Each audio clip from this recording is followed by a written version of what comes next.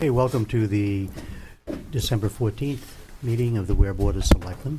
We will begin with the Pledge of Allegiance.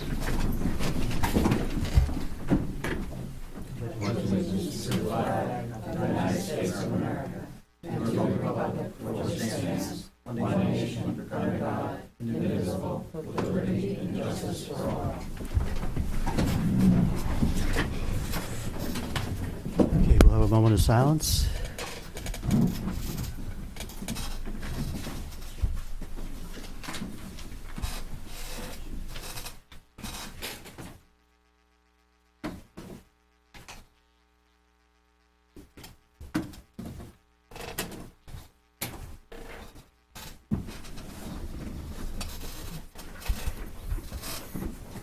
Would just like to announce that there will be no meeting next Monday. And so we'd like to wish everyone happy holidays. Same to you. One more. Public comment.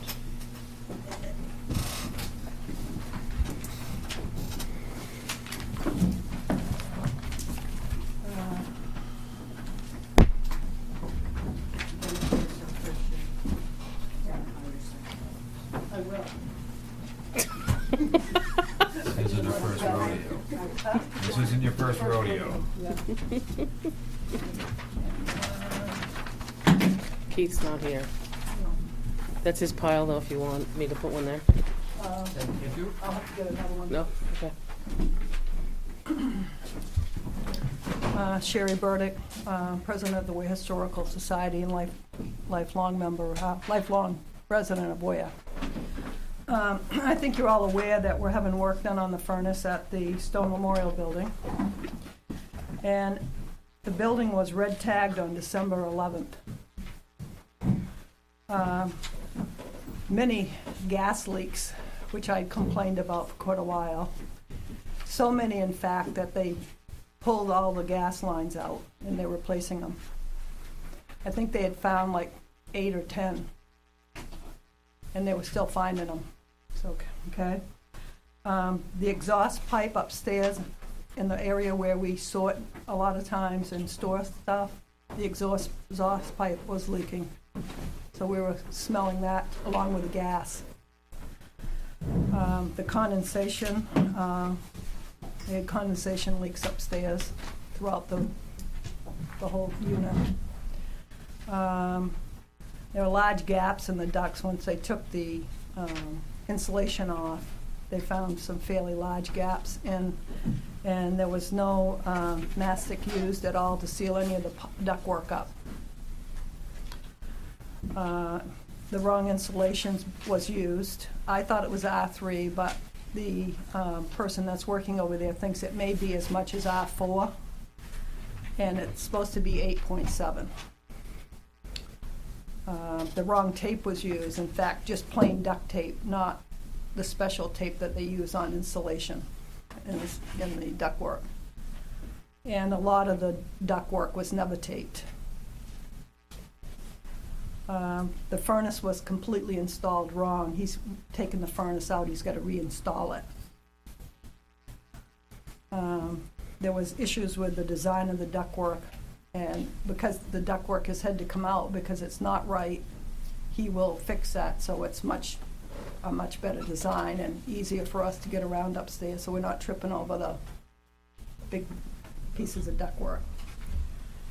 And then there was quite long runs of flexible ductwork upstairs too, through the rotunda area and stuff, and into the different areas. And I think there's a code. I think it's 5 feet. I think I was reading back long about that. So I think it's a 5-foot run is what they recommend, no more than 5 feet. It may be code. I'm not positive, so I just want to give you that. So he had to order I know he talked to me for just a minute tonight. He did have to order a new book that goes with the furnace because there wasn't any book over there. And because of some of the issues that were done to the furnace itself, he wants to make sure that it's correct when he gets done. And I guess what I'm requesting from the selectmen, that we have the town attorney address this, because the person that installed this is under, he's insured. And if he's out there doing work like this, then we need to have some accountability, I think. So I'd like to see the selectmen address this with the attorney. So that's all I have on the stone building. Any board members have questions? I thought that guy was out of business. Correct? The, No? well, The one, he's the original working, guy. yeah, he's out of his own personal business, but Okay. he is working for somebody else now. Oh, okay. And I can't tell you who that is, but I think Naomi probably can figure it out. The other thing I'm also, not the stone building, but the other thing I'm requesting is that the selectmen have the town attorney address the issue with the town hall doors. We paid a lot of money for those doors, over $16,600 and something, almost $16,700. I'd like the town attorney to address this with Mass Road Grain and Lumber, because I don't think that the town should have to take the hit for almost $17,000 worth of doors that were not good right from day one.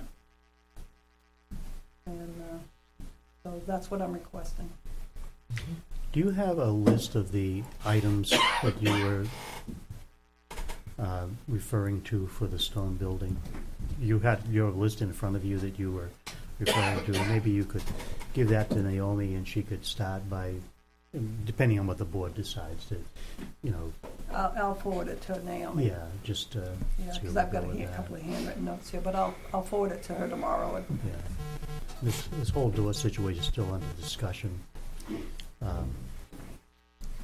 And we've got to stop discussing and start working pretty soon, or we'll have next winter come without anything done. yeah, well, I think that those doors were actually purchased in February of 2014, and we're going to be coming up on February 2016. It should have been probably taken care of over a year ago. I don't know how long and what kind of issues you'll have, because it's been a couple of years, but they were bad right from the get-go, so.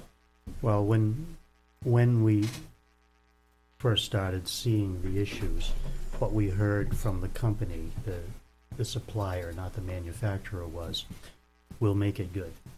I know, I was here at the meetings, I know that's what they said. And, you know, the interpretation of make it good tend to shrink with time. Mm-hmm. That's why I said the longer you wait, the more issues you probably will have. But really, I think the town attorney has to step in here. I don't think we should continue to have to take this when we have bad product shipped to us. So that's all I have. Thank you. Thank you.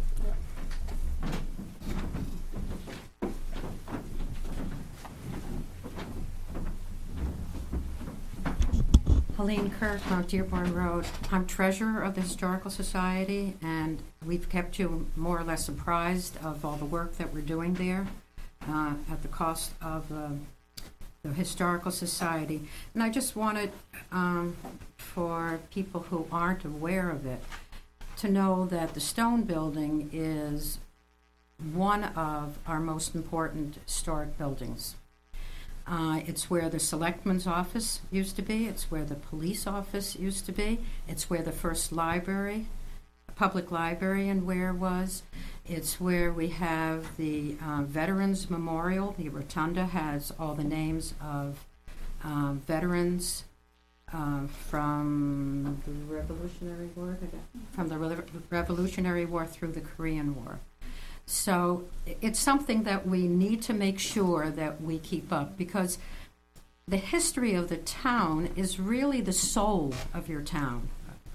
We hopefully are the heart of the town in all that we do, but we have a responsibility to ourselves and to the future to do what we can.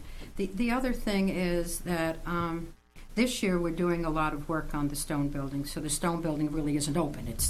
There's nothing together to go and see. But the stone building is open during any town events. Many of the events are sponsored by the Historical Society. but it's also open by appointment. So once we get the building up to snuff again, and Sherry, I know at other meetings had told you all the work that we're doing, then the building is accessible to the town. So I just wanted to put that out there. Thank you. Any other public comment?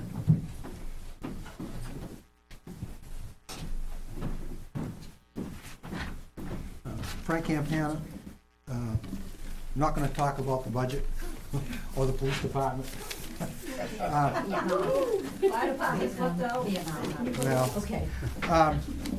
This past week in the Concord Monitor, there was quite a letter that was lightened me quite a bit.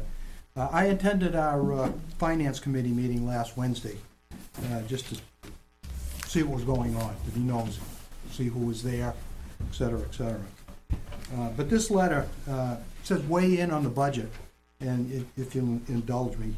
Hopkinton Budget Committee, I know there's a difference between a budget committee but premise is the same, is currently in the process of developing town budgets, and school budgets, and 2 precincts. We encourage you to attend these meetings and voice your opinion on budgets to be presented for a vote. And it gives a schedule. We're scheduled to meet minimum 3 Wednesdays in December, most of the Wednesdays in January to complete our process. And it gives a time, although time's a little bit odd, 5:30 in the afternoon, but that aside. And the letter is written by the town, by the Budget Committee chairperson. So this person is inviting the public to come in, voice an opinion, if they have it, I guess, and listen to what's going on. Now, maybe they don't have the opportunity to have a broadcast system like we have, but I would encourage the selectmen, you know, I don't think it's too late for this year, but maybe. But I remember when I was on the Finance Committee, we had a town administrator, Mr. Barrett. We had a board that was chaired by Mr. Hatch, Doug Hatch. And because most of it was political, because we didn't agree a lot with what the selectmen were proposing for dollar amounts, budgets, that we were pretty much held to have our meetings, take place in front of the camera, which didn't bother me any. Most town functions, committees, et cetera, are held in this room here. I thought it was kind of odd that the Finance Committee, at least, I'm sorry, it was last Thursday, it seemed to be in conflict with the Planning Board, which met here. But I know there aren't too many meetings that go on Monday and Tuesdays and Wednesdays. So I would like to have the board encourage any Finance Committee, certainly in the future, to, I know they can't dictate it, but to have their meetings here. And follow at least Hopkinton's lead to have it as public as possible. I think it would be enlightening. Maybe somebody will watch it, maybe nobody will watch it, but at least they have the opportunity to, and hear what the discussion is. It's not an easy place to have a discussion. I remember back then, but a lot of boards aren't easy to have public discussions. So that's my only comment. I would like to see something, Just for your information and anyone else, there was a warrant article passed several years ago that said it strongly encouraged at least all boards, committees, boards and commissions, I think it was worded, to schedule their meetings so that they could be televised. Early in the year, before the budgeting process started, the board sent a letter to all the committees and commissions, including committees, reminding them of this. The Finance Committee, my understanding is, said that since they're a committee, they're not obliged to televise. They're not a commission, or they're not a board, they're a committee. So there was a refusal to televise. Okay. And that was the basis of the, I did not personally hear that, Yeah. but Okay. I got that information secondhand. Okay, well, I guess the attempt was there. I think the only other board or committee is the Board of Fire Wards. I mean, they used to meet in front here every now and then, but they kind of got away from that too. So, whatever can be done to make Yeah. best use of the cable. I agree with you 100%, and even the Board of Fire Wards too, if we could somehow arrange it, because I think that when it was kind of a critical time that the board was going through when they were having their meetings here, and I think having them in the public forum with the meetings being televised helped with that healing process. And again, I realize it's not easy to be in front. Okay, thank you very much for that. Just, she's going to respond to something, I think. Lori? Lori Davis, Chair of the Finance Committee. In the beginning of the year in September, I did go to the town and I talked to John Foss, who is the moderator and who also swears in the members of the Finance Committee. We did address this with the Finance Committee. The town attorney weighed in on it.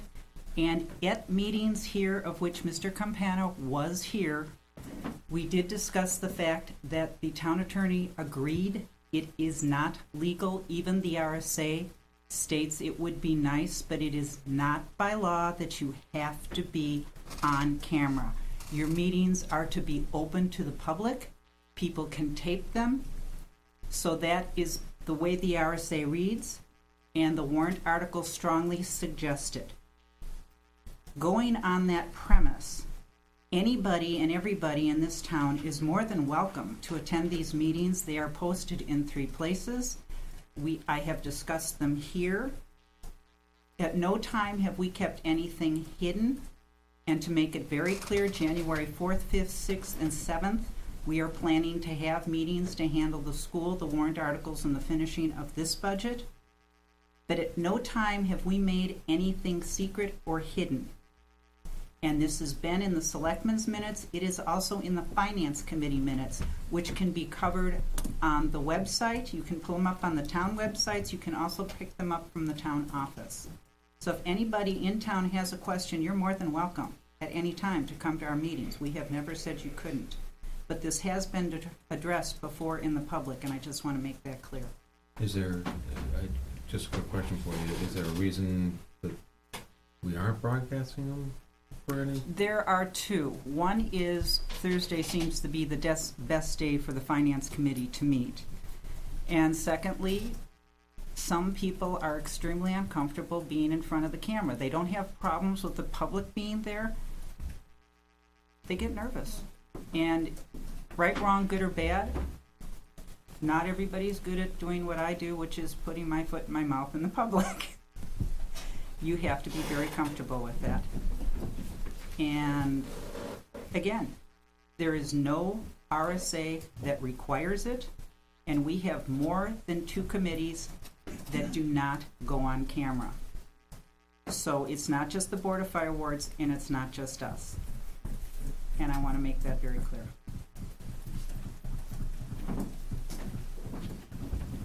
Helene? I think I just wanted to have an understanding where I personally, even though I don't have cable, I personally think it would be beneficial if the board were in front of the camera. That committee is appointed by the moderator, so it doesn't fall under the other town committees. So it's like a slightly different animal, and I just wanted people to understand that, and that's why the law is written for that. Thank you. Anyone else? No, go ahead. Go. Ladies first. She knows it.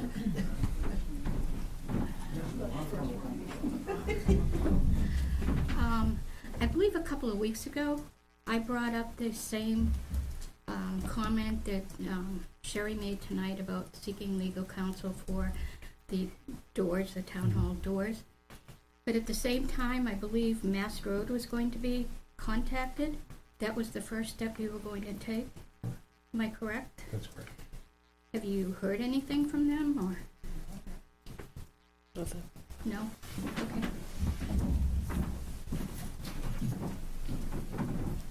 We have, contacted them a number of times, and Naomi set up a meeting with one of the owners as well as the salesperson to come over, so it's not like we've done nothing on that. Oh, I didn't mean to imply that No, you no. were gonna contact them now. Yeah, I understand. I just wanted implied. to say we, Good evening, Greg Hi, McDowell, Greg. Sugar Hill, and also on the Finance Committee. Basically, I have a question. I noticed that some of the highway guys are out doing what they're supposed to do. I don't have a problem with that. They were on Ilsley's Corner today in the fog with he had his hand up with a soiled regular glove, and it was very difficult to see him. I stopped and said, "Hey, where's your sign that says stop and slow?" He goes, "That's a good idea, but that's just a minor thing." Somebody on that crew has been driving an old cruiser around. Okay, if it's staying in town, I don't have a problem with that. If it's part of his job and running, doing errands and getting coffee instead of taking a truck and burning a lot more fuel, taking a car is more economical. But is it going home? I understand that. I believe the person that's doing that, it lives in Sunapee. That's a long way to be taking a car home every night. And Tim can probably answer that. can I just, go ahead. The car does not go anywhere but in the town of Weare. Okay, that's fine. On official business in and out of town during business work hours. Okay, that's fine. We got two already going out of town. There's a cost to us. It's nothing personal, Tim. Well, I'm not taking it personal. Okay, they've been out there, they were trimming brush and grinding up branches and stuff, and today they were chewing up the shoulder of that corner, which they were doing a good job. I got nothing against what they're doing. I'm just curious that I've seen them around with that car 2 or 3 times, and I'm just wondering, well, is it going out of town? No, it's I'm not. just trying to protect my tax dollar, if you understand. Okay, thanks, that's all, thanks. It is used for picking up parts, for example. That's fine. I mean, if it's on official business, if they gotta go down to Goffstown to Sunell to get parts, that's part of it, I don't have a problem with that, but people start using them for personal Right. use, it's an issue, believe me. Absolutely. Any other public comment? Okay, there being none, we'll go to department head items.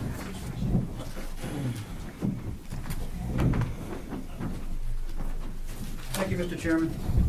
I have 2 very brief items to go over after first, and then I have 3 handouts for the board that will be related to the last 3 things I talked about.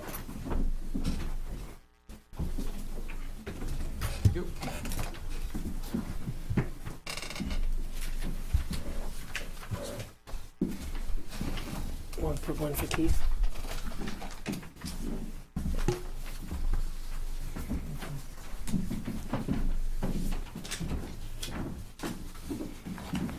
All right, for the record, Tim Redmond, Public Works.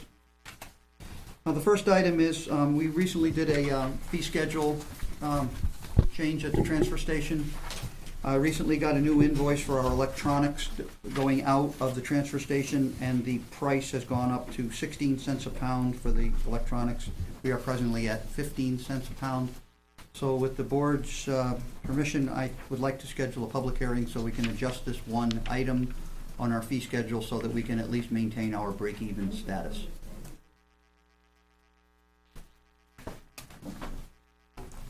Okay, so if the board would like to have a public hearing on that, I'll prepare the information and work through Naomi to correct that one item. Any questions? Second thing is, I have some comeback material on Chevy Hill Road. We talked about a logging operation over there. I did speak with Jeremy Turner, who is the town forester, and in conversations with him, he explained to me that they no longer are intending to attempt to extend the hammerhead at the end of Chevy Hill Road, as we discussed at the Selectmen's meeting here a couple of weeks ago. They are going to make all their turning areas as needed on the logging site, which is within the town forest property. So there will be no changes to Chevy Hill Road. There'll be no changes to the area at the end where they were talking about turning the trucks around. So that issue, as far as I'm concerned, is satisfactory, and that the town forester has represented that to us. The next item is the bond request for the Sugar Hill Road logging operation. I did get some information from Wendy Rice. It's the Title 20 Transportation I have in front of you. I highlighted 2 sentences in that Title 20. First sentence is, the town may make rules and regulations to govern these items. Well, we have no rules and regulations to govern these types of operations at this time. And the second line is, bond requirements shall be equitably and reasonably applied to other bonded vehicles using the highway.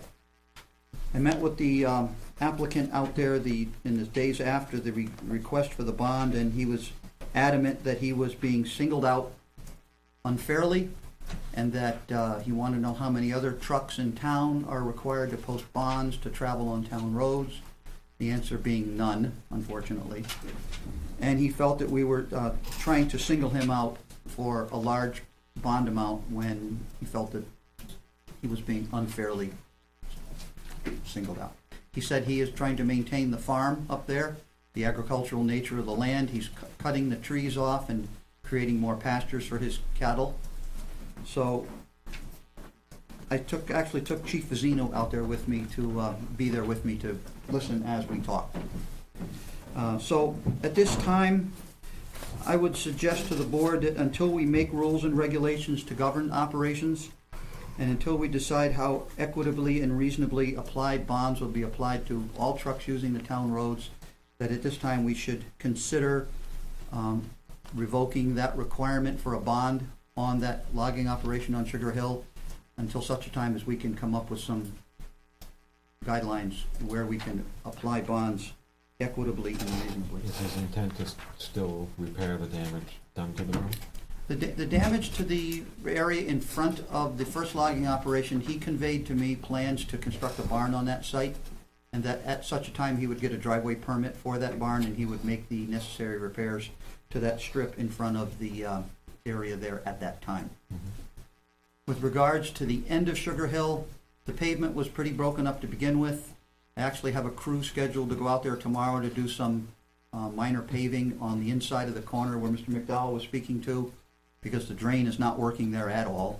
And we are hopefully going to be able to patch the bad corner leaving Sugar Hill to exit 77 in the short term to keep the road from continuing to fall apart. So that's what the crew was doing out there today while they were working out there today. So with the board's guidance at this point, it'd be my recommendation to consider revoking that bond at this time until we can come up with something that meets the criteria set forth in this RSA. What about Cram Road? Cram Road was, I think, a special case because the logger was not originating the timber in the town of Weare. It was being originated from the town of Francistown. And we were being used as a pass-through highway, in effect. You pay any taxes here? And there was no timber tax going to the town of Weare as a result of that logging operation. This logging operation being all permitted with the timber cut, there is timber tax that does come to the town of Weare out of the projects that are going on up there. So as much as I hate to make this recommendation, I think that within the regulations set forth in the RSA, I think we are bound to reconsider our decision. Okay. Anything else? No, you have to make a motion to, Did we make you a formal made, motion? you did last We week. did. Okay. I mean, this is a discussion, I'd like the board to make sure you understand what I'm saying here. It's pretty clear cut in the RSA that we have to be fair and equitable. Right, you made a motion to have them post a $15,000 bond for the logging operation. So at a minimum, you would revoke last week's vote to not have them. Create the proper guidelines. Well, that'd be a process. I'd have to research other towns and see what they're doing, and see if any of the other towns have any guidelines in place. And then if we could use a template from another town, my reasoning would be that we have to be careful, because if you're gonna make loggers bond their operations, then you should be possibly asking gravel operations to bond their operations as well. Mm-hmm. And we have a lot of gravel operations in town and a lot of taxpayers in town that are gravel operations, and I think the loggers are viewed as a sort of a coming and going operation. They come into your town, they do a lot of work, they do what they do, and then they leave. the gravel operations are taxpayers here in Weare, and they're two different animals, if you will.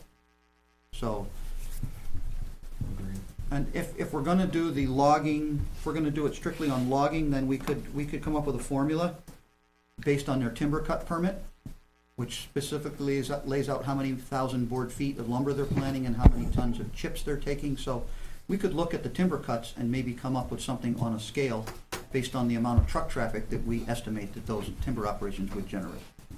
There's also a disadvantage, because you know where the timber operation is going to be. You don't know any truck that might get one load of gravel out of any one of these gravel pits. Nobody comes and lets you know. They may get 35 loads, they may get 2 loads. They don't come here and tell you they're going to go get 3 loads or 4 loads or 6 loads. You have a intent to cut form for the timber, so you know who it is. When the gravel operations submit to you the intent to excavate, they intend to move 3,000, 300,000, 1 million yards of material, and you tax them on their material that's moved. So it's going to be tough to try to come up with something to be equitable according to here, because it's for the excavation, and restoration. So it's going to be very hard to keep track of trying to bond a truck that wants 1 load of material. I mean, you could expand this all the way out to a new building site for a new home, because there's multiple trips coming and going on roads, coming in and out of a building site.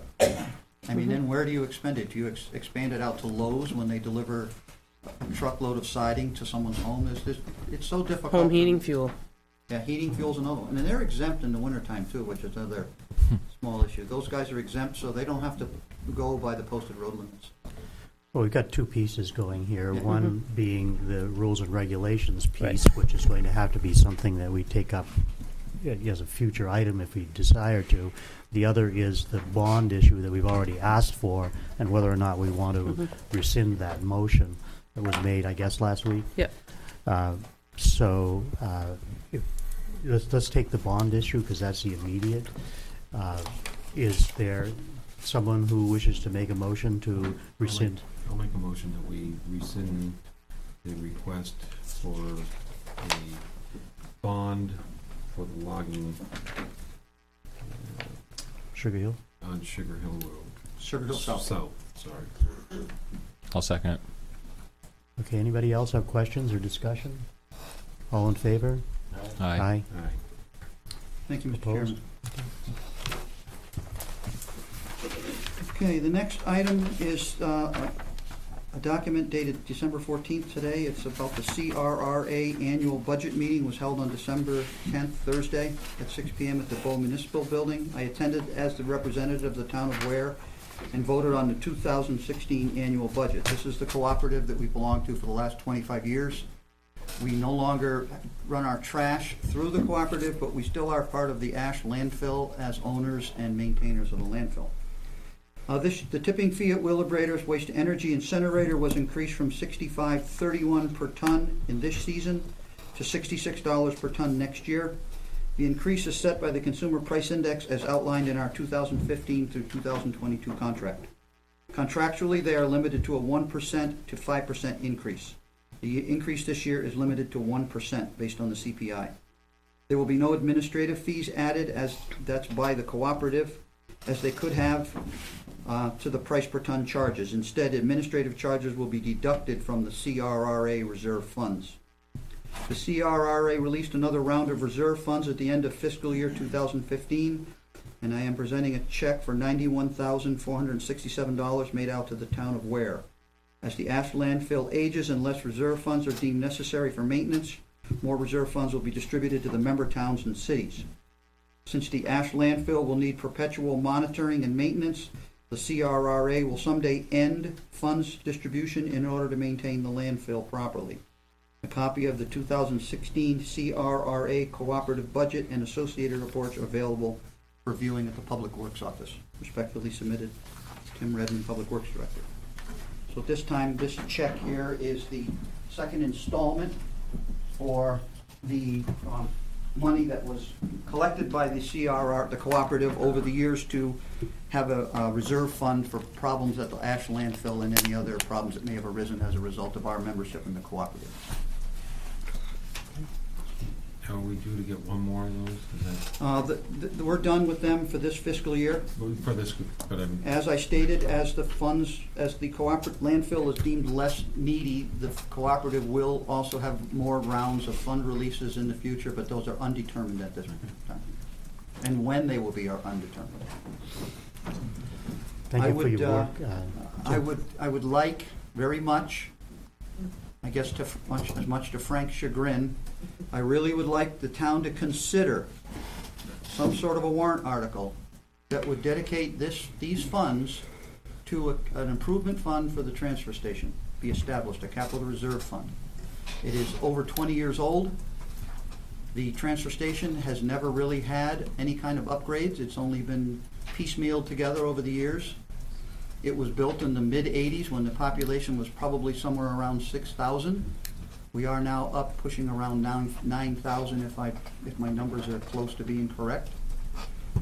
We've been cited by the Department of Labor for many deficiencies up there in safety items. There was a plan several years ago under Carl Knapp's supervision to create a recycling area prior to the solid waste area.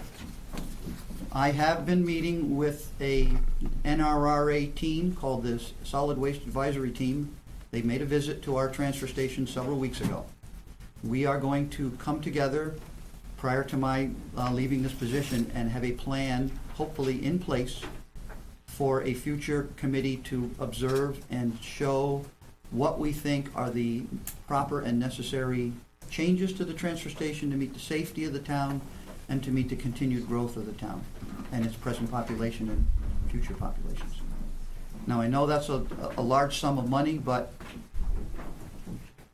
it would be a great seed check for an account, and we would not have to ask the taxpayers for funding by way of a warrant article to make these necessary and needed improvements at the transfer station. Thank you. Can I just have one, can you go back to the first article? The first thing you said about the 1 cent per pound Yes. increase. Would that be a time that we look at the fees that we, because there seems to be in, we said we would monitor the fees that were in that fund, because that would go in the revolving fund, correct? Yeah. For the revolving fund? This would go in the revolving fund, correct?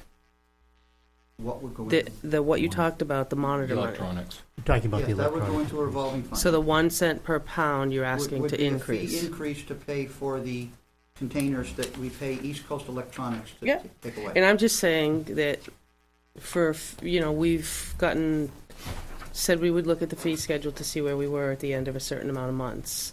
And there seems to be a balance in there, and it keeps to be growing Which fund? in the revolving. well, they, For the items that you Furniture. take in and you I take don't in. know what's going on with that, so I'd have to sit down. I'm with just saying, finance is and that, find out. as the board, I'm asking, I don't want you to be, is that a good time that we revisit all of them? Yeah. Well, I think we said 6 months, didn't we? I think that was the actual number. Okay, I'm just saying it, we've heard about it a couple of Correct. times Yeah. now, that it keeps increasing versus staying for the pluses and the minuses, so. I would At that suggest same time. that the latest report took us through the end of November. Mm-hmm, Why don't we bring it through the end of the year? okay. And then in January, we have some of the, Yep. hopefully all this budget stuff in hand. And then take a look at, as of the end of the year, what's been happening with that fund, whether it is growing unnecessarily Mm-hmm. or whether we should leave it alone. Right, I just wanted him to know that the 1 cent, it wouldn't be maybe just that one discussion, so. And at that time, if there is a discrepancy over where the revenue from the bulky items that was instituted recently is ending up, we could be sure that it ends up back into the solid waste account to pay for the solid waste. In the general fund. Yeah, and make sure that The revenue bulky- from bulky items is returned to the solid waste line, the Concord Resource Recovery line, because that's where the stuff goes and that's where it has to be paid for when it's dumped. Yeah, actually, that wouldn't be possible. Okay, Because it comes in as a revenue. It has to either go into the revolving fund, well then we should, which is established for the recyclables, that people have to pay for, or it would have to go into the general fund. We can't just tuck a revenue into an account in the budget. Try to figure out a way to make sure it could be used to pay for what it's being charged for. Okay. I'm Anything correct else in that, on? am I not correct on that? Well, if the bulky items right now are not going in the revolving fund, the bulky items are going back in the general revenue. Fund, right. Right. So, as you said, we can't take We the can't bulky take items that, and put it yeah. back to your solid waste. So we're not actually using that to pay for the disposal costs of it. It's going back to the general fund. Correct. Right. But in a sense, it all comes around, because whether it's in that general fund offsets taxes down the road somewhere, so, it all comes around, and so it's not like the money is disappearing. It will be used to offset budgets at the end of the year when we set the tax rate. All right, so, are we good on about the new increase on our solid waste is going to $66 per ton this year for the cost to dispose of it at Wheelabrator. So that brings me to my last item, and that was 2 weeks ago, or was it a week ago, I don't remember, when we were going over the budgets and we went over the transfer station line for the solid waste disposal, which was what's listed as Wheelabrator, line 596. The numbers that were shown in the expenses line were not the right numbers, and I was curious as to why we were so low at 116,000 expended with 170,000 in the line. Page, if you guys have your budgets. Oh, did Beth make new ones for everyone? I have 18 pages. Page what? 15 of 18. Okay, I'm sorry. for Line not following that. 596. So, it's line... It's called Wheelabrator. 596, transfer station Wheelabrator with 2 stars after it, means it's a contract. We had budgeted 170 in 15, but we were only showing 116, I believe, at the time, and we made a drastic cut to that line because with an assumption that that was the correct number. Well, some of the bills had not been posted to that line as of that generation of that sheet. So, if you look at the Wheelabrator payments I handed out to everyone,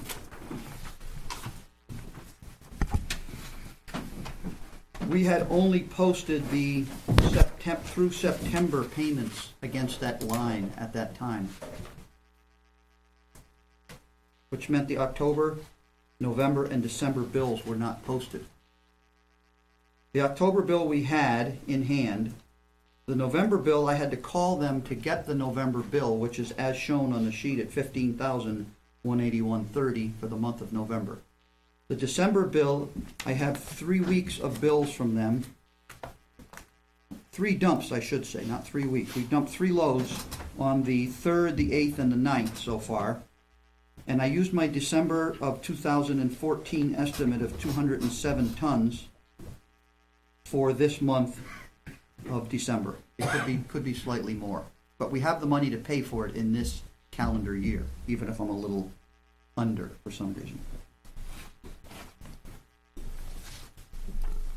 At the very least, we're going to need to increase the solid waste line to the $162,000 amount, which takes in the actual expenses that we're expending this year, plus a 1% consumer price index amount of $1,600 increased based on our tonnage, bringing it up to $161,660, rounded up to $162,000. Now that is at a minimum. That doesn't allow for any extra trash to show up at the transfer station. Traditionally, when the economy rises or people are feeling a little better about their wages and their expenses, they buy more things and they throw more things away. Now, you've also mentioned that one of the campgrounds is no longer bringing their... That's a mystery to me, Jim, because the numbers that we have on record for 2011, our estimate was 2,596 tons. We actually brought in 2,585 tons. For 2012, we estimated 2,590 tons. We ended up bringing 2,507 tons, just a little bit less. For 13, we estimated 2,515 tons. We brought 2,476 tons, so we were probably 35 tons off the mark there. In 14, our estimate was 2,692, but for some reason, we took 2,508 tons to the landfill, or to the burner. That's 175 or 180 tons off the mark. This year, we budgeted for 2,600 tons, and I'm estimating we'll bring about 2,450, which is another 150 under. As a rule, the numbers are actually going down slightly over the years. But I cannot for the life of me understand, one, how we're at the same number without the campground coming in with their trash. We would have been significantly over with the campground trash this year.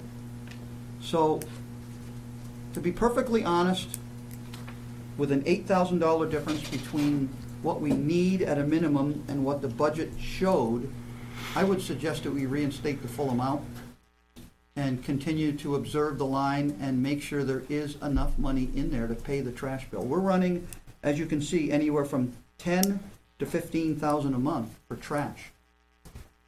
So a couple of extra loads to the burner in any given month is going to add up in a hurry.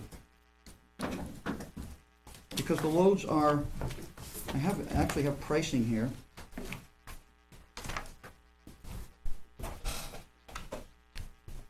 So on average, it's between $1,100 and $1,300 per load for a load of trash to go to the burner.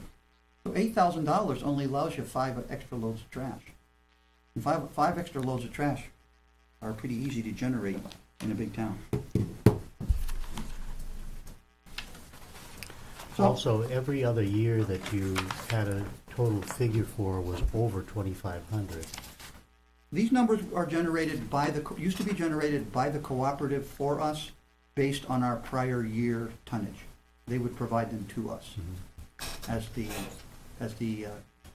group Right, that was handling our trash. but the real figures in each case, other than what we have listed, projected for this year, were all over 2,500 tons. Every one year we were at 2476 in 2013 for no apparent reason.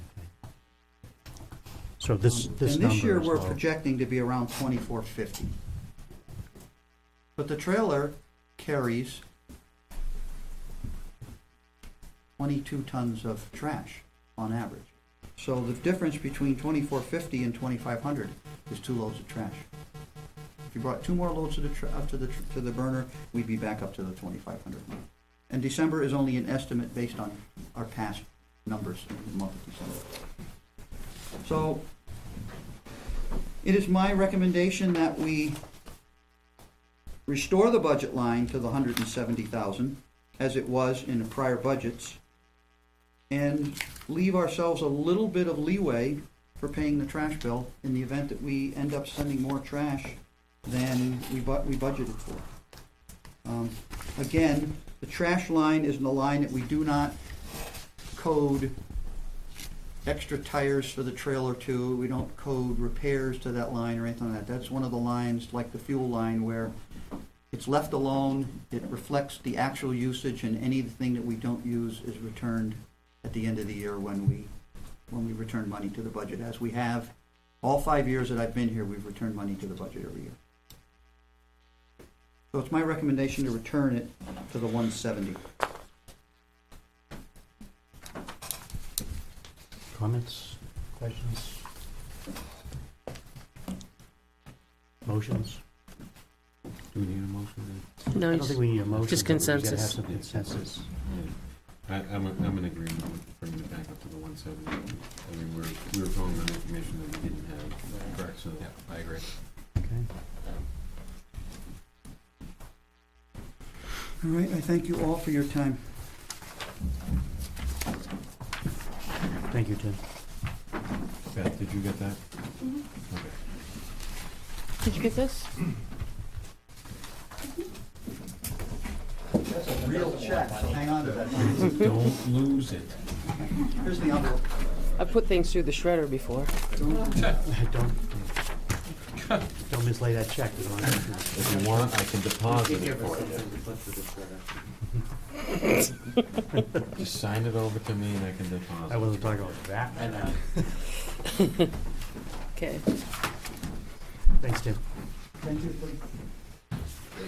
Okay, where were we on the Gonna go, budget? gonna go through the police. Okay, Sean stayed for that. page 7? 7 of 18. Hot seat. Fabulous. Hot seat. What? What's that? Is there an extra one? Beth, you? Oh, she got just the police. Yeah, I had the other one at home last week.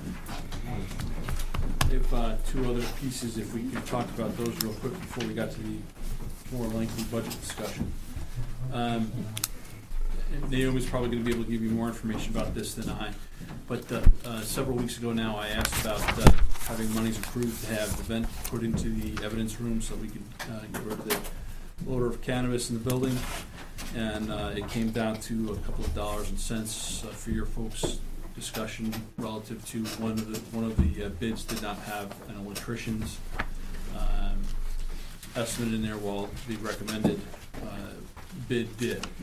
And Naomi's been in communication, or has not been. They've not been responsive. So I'm going to ask. I've asked, yeah, the one that you had asked me to do was CDB mechanical, and I asked him that if he was to do this job somewhere else, he would have to hire an electrical, and I asked him if he could get me a number for the electrical, and that was promised like 2 times now, and I haven't got it, and it's holding up the process. I mean, for me to go get somebody else to say, hey, can you give me an electrical price for this, there is someone that works with this person. So I don't know why I can't just get a number for the electrical, because it is holding up the vent for the smell of the... If I remember correctly, that the bid that we're looking at is an out-of-town bid versus Right, an it was in-town bid that's right. complete and Correct. one of our businesses. The 2 were complete, 1 was incomplete, but I've tried to get a number on 2 occasions. You have 2. You have a bid for $2245.91. Then you have a bid for $6,400, and then you have the low bid that doesn't include electrical of $1,450.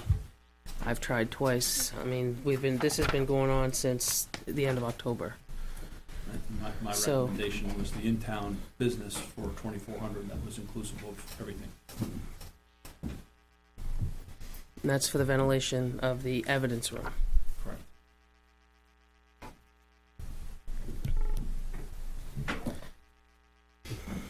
We talked about general contractor concept, Mm-hmm. and I think it would be poor for us to go out and get an electrician on our own to work with somebody, because it is the same concept. Mhm. You've got one person that's giving you a bid that includes the electrician, which means that they're taking responsibility for the electrical work along with everyone else. Right. So I would recommend that we go ahead with our bid of $2245.91. $2245.91, and so I'll put that in the form of a motion. I move that we hire Granite State Plumbing and Heating for an amount of $2245.91 to install a ventilation system in the evidence room at the police station. Second. All in favor? Aye. Aye. Just to amend that, funds to come from the Government Building and Maintenance Fund.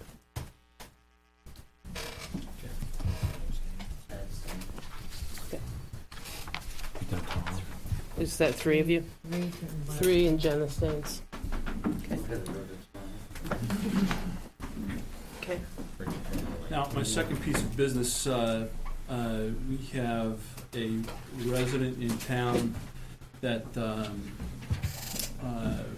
he'd like to make a generous donation to the police department, but does not wish to be identified if that's at all possible.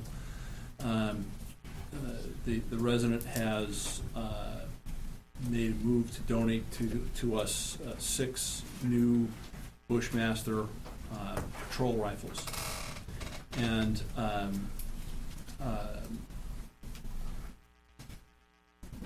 I worked on a memorandum of understanding for that, to make that possible, and shared it with our legal counsel, because as you know, I'm trying to minimize the risk that we expose the town to these days.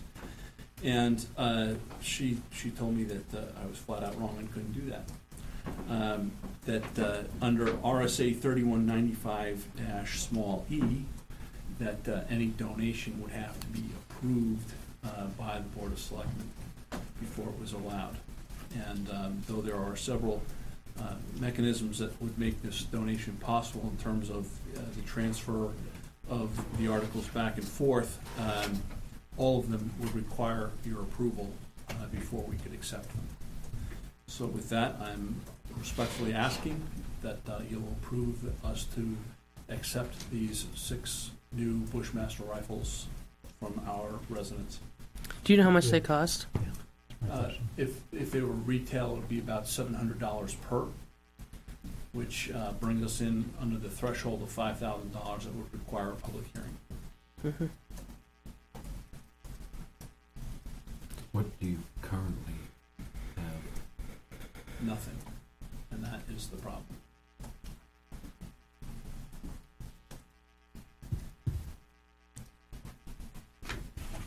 Just for phrasing a motion for discussion. They were again called what? Bushmaster Bushmaster. M4 patrol rifles.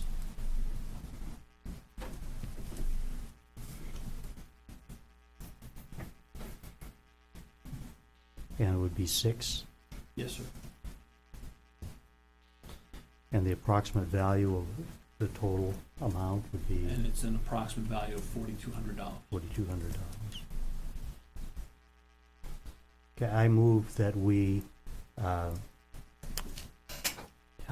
allow the police department to accept a gift of 6 Bushmaster M4 patrol rifles with a value of $4,200 from an anonymous donor. Any discussion? What's the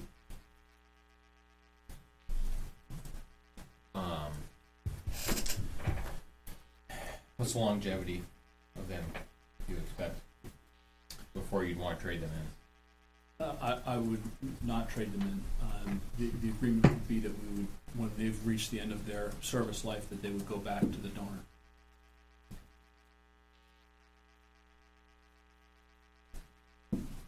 I'm just thinking if that was something we accepted, that it would be turned into something, a cost to the town from whatever years of service.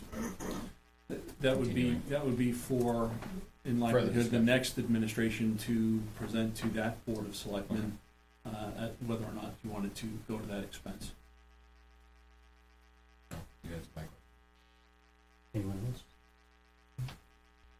All in favor? Aye. I Opposed? Thank you. And now the piece de resistance, the budget. I understand that you folks have some questions for me this evening about the proposed budget for 2016. I will certainly happy to answer any that I can. Yeah, remember last week you had Bob Vazina and Tim go down through his line items. Mm-hmm. Then you guys had some discussion, and that's kind of what I told Sean that he was here for. So Mm-hmm. you guys can ask away. line 680. 680. Hang on. We're jumping pretty deep in there. Hold on one second really quick. 9 of 18, if you've got the other budget. I'm sorry? No, I'm giving you a page number. I've got the whole. This is dealing- I got the whole one. Yeah, Okay, I sorry. just got the Fortunately, Beth was kind enough to limit me to my own. I'm sorry, Rick, can you? 680? 680, communications maintenance, sir? Yes. Okay.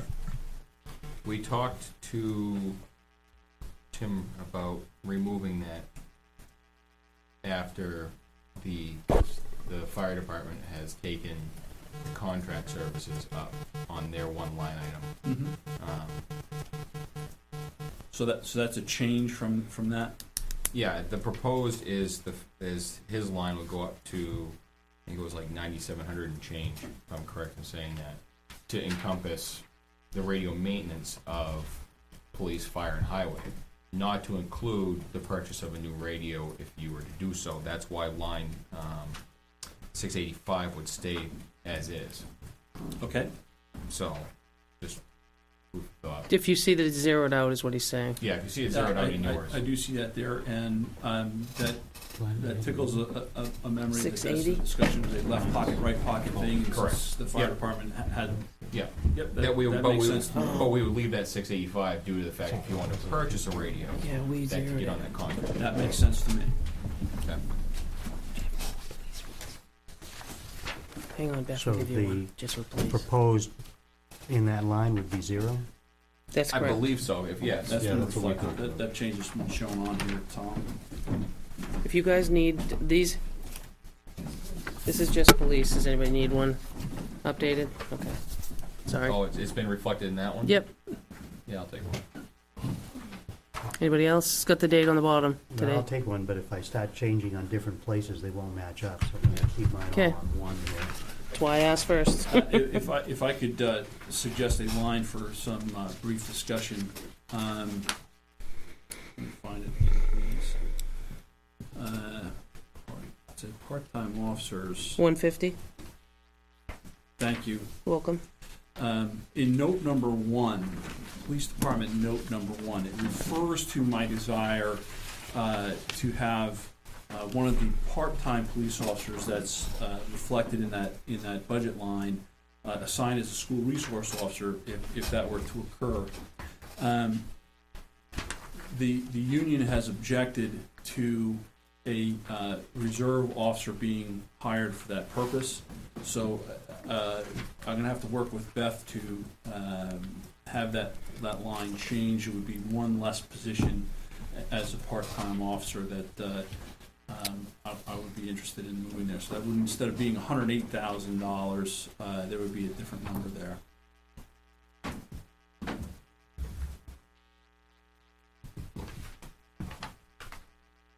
Taking away one. One reserve, yes.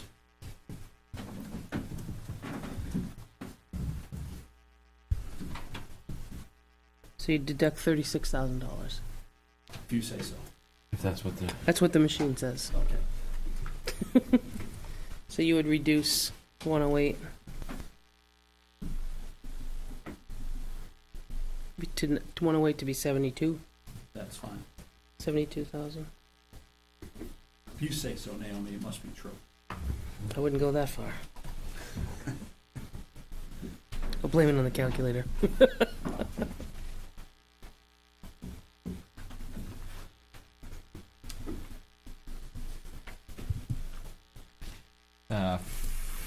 I'm going to roll two of them together here.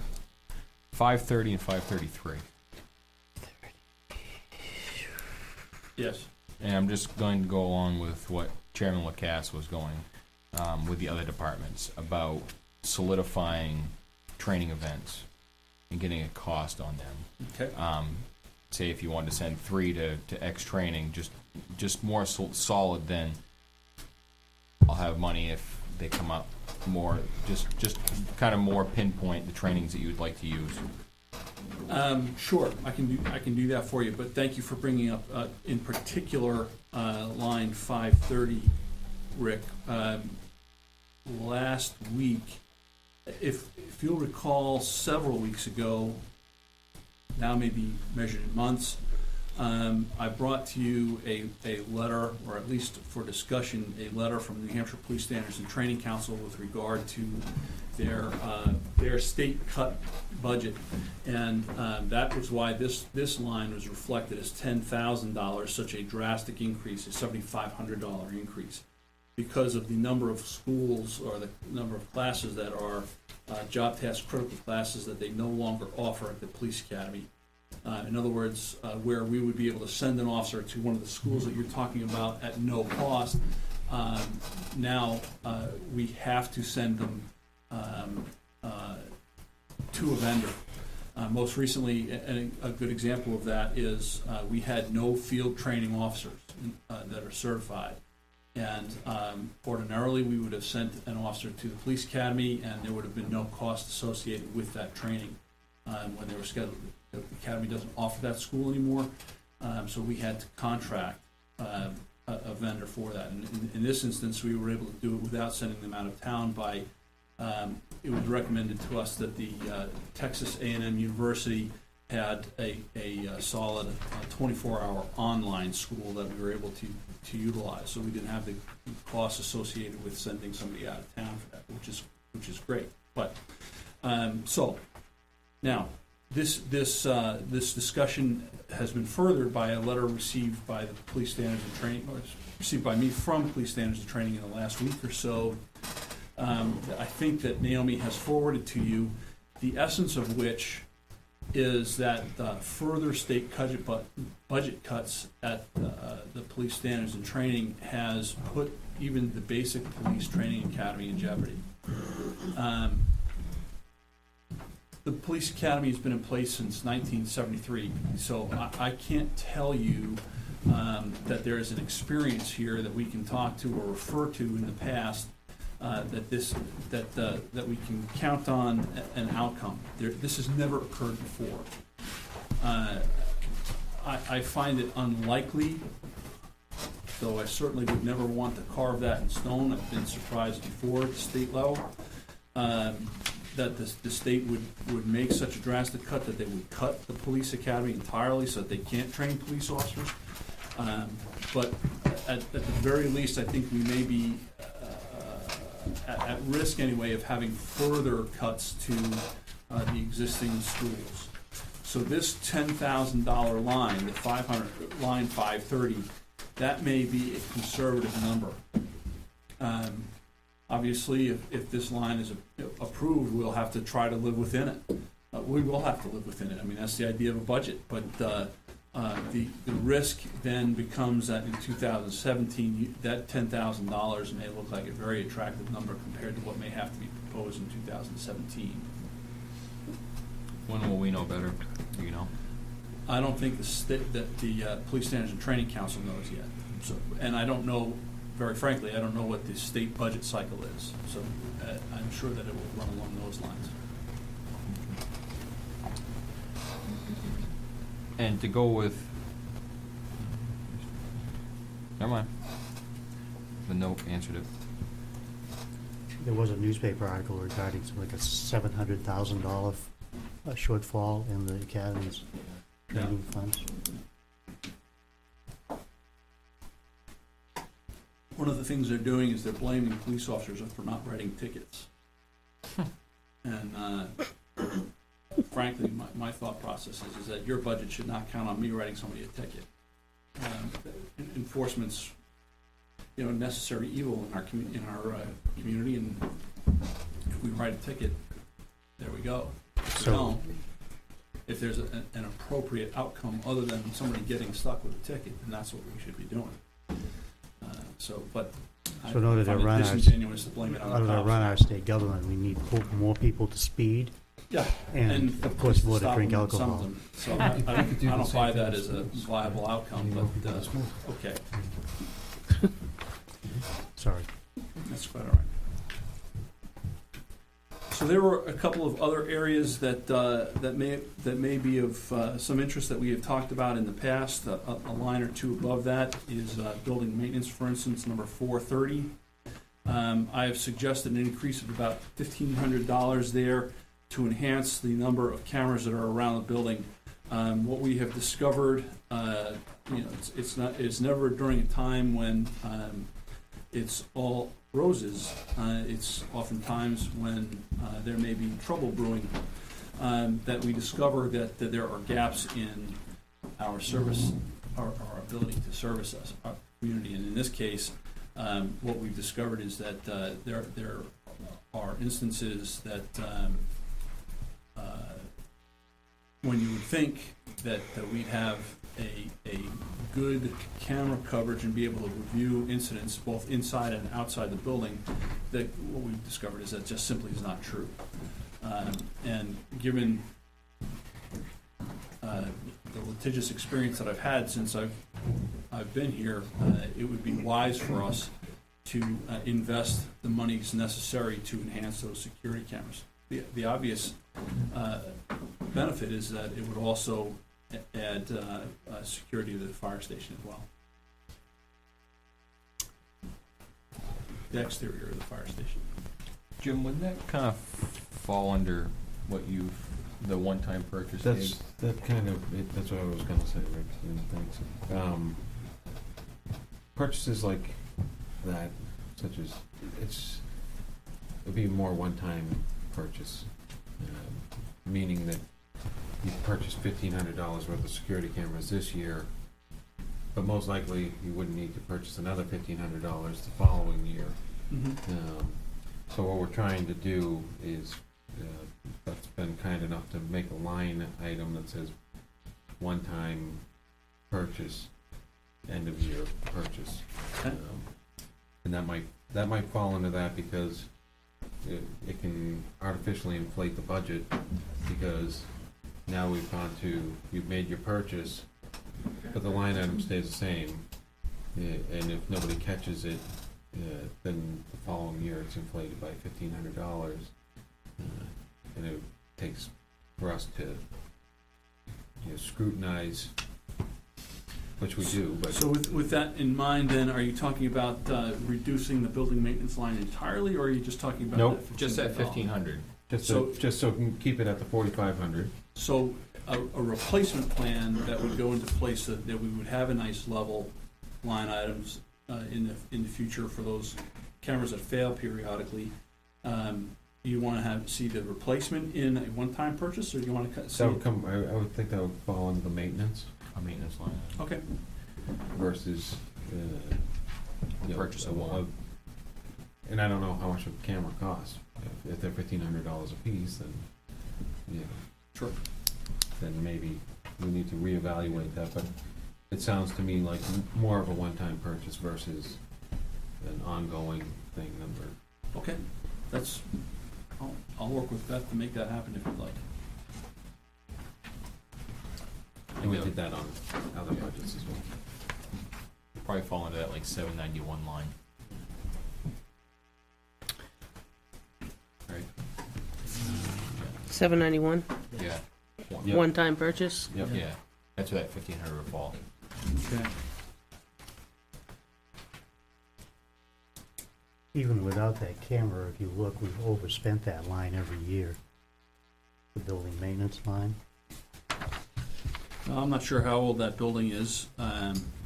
It doesn't appear to be all that old, and frankly, it's pretty nice compared to some of the places that I've had to work in the past. But it is starting to feel its age, and that's the 20 hours a day it's being used.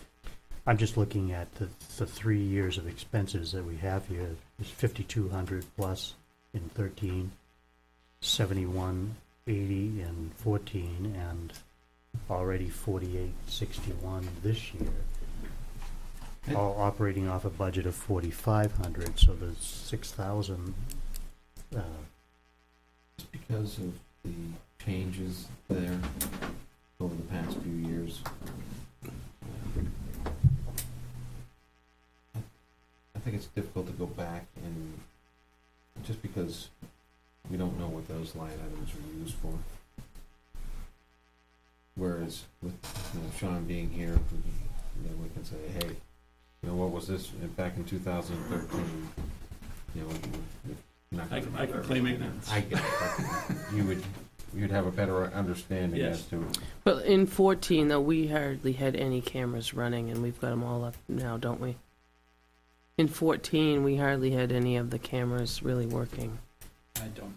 The cameras that are in the building today All have work. been working for my Correct, tenure. but before that, when Valeka came in, if you guys remember, there was hardly any cameras that worked. there's been an addition to, there's been a significant. And that's why I'm saying the addition prior of year's cameras expenses were through there. already. If you tell me that.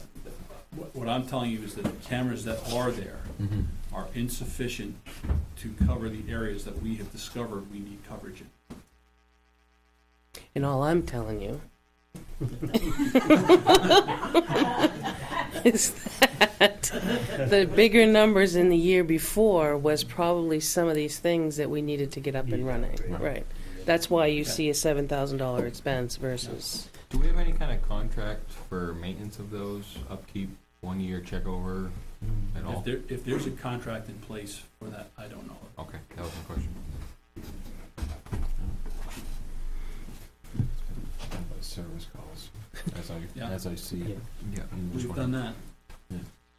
Sean, can you, if you go to line 688, miscellaneous contracted services for 12.5, can you tell me what Social Centennial software is?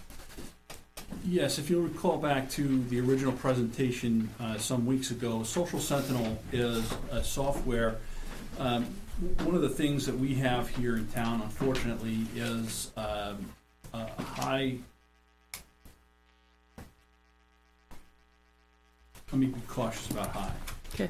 To me, more than one is high when you're talking about the types of crimes that I'm going to refer to. When you're talking about domestic violence, aggravated felonious sexual assaults, child pornography, things like that, we've had a number of criminal cases over the last year. In fact, almost 30% of our investigative caseload has been cases of that complexity. Social Sentinel is a software package that essentially monitors publicly accessible records, such as Facebook, Instagram, and things like that, for keywords and phrases. However, we were to work with the company to set it up so that if a child or a victim of crime was being re-victimized on the internet, the most prevalent and most quickly emerging method of bullying and so forth is through the internet. This would enable us to see that this victim was being re-victimized. The Social Sentinel, all that does is that it alerts us that something's occurring, and then we could use it to speak to our victim or complainant of a crime and say, hey, listen, we're seeing this on social media. Are you okay? Another method it could be used for instance, is, and it certainly seems to be a nationally discussed piece of business these days, is violence in public places. What Social Sentinel does is it reaches out into those, again, publicly available sources of information and looks for those key words and phrases. For instance, if there was a posting on Twitter that included gun and John Stark, it would alert us that somebody had used a phrase that had these key words and phrases in it, and we could look at it and say, no, that's benign, or that warrants additional look, and we could alert the school and say, hey, listen, just to let you know, Johnny Jones has used his Facebook in this way. You may want to keep an eye out for it. Mm-hmm. It does not mean that the police department has to intervene until something further comes along. But this is an opportunity for us to beat the crime to the punch, so to speak. So it's kind of like a watchdog It is. kind of It thing. sits quietly and does nothing unless those critical keywords and phrases are tripped. I have two questions. Have we actually purchased this? No, this sir, is- we have not. This is a software Yes. package? Secondly, do we, knowing that we are still short-staffed, who's gonna monitor that software? My thought process is that once, it would not be something that we would do right away because of the fact that we don't have this, but once we're at a point where we were able to have a detective working cases all the time, then that would be their responsibility. It goes beyond, well, for instance, if there were,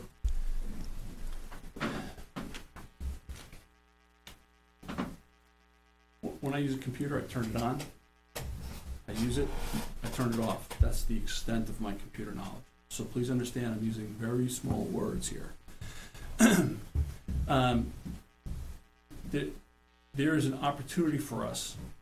If we said, for instance, that the 3 schools in town were the most critical pieces of infrastructure that we wanted to have Social Sentinel protect, then what we could do is we could set it up so that if these keywords and phrases get tripped, whatever those keywords and phrases we decided with the schools, in partnership with the schools, were critical, then we could have an alert sent to my cell phone, to the lieutenant's cell phone, to every on-duty officer's cell phone, so that they knew, oh boy, we're seeing something that's happening right now, and we could be going to the call before 911 even received the phone call. So this would be something monitored at school? It could be, if we partnered with the school. Not sure how I feel about that, but that's part of it.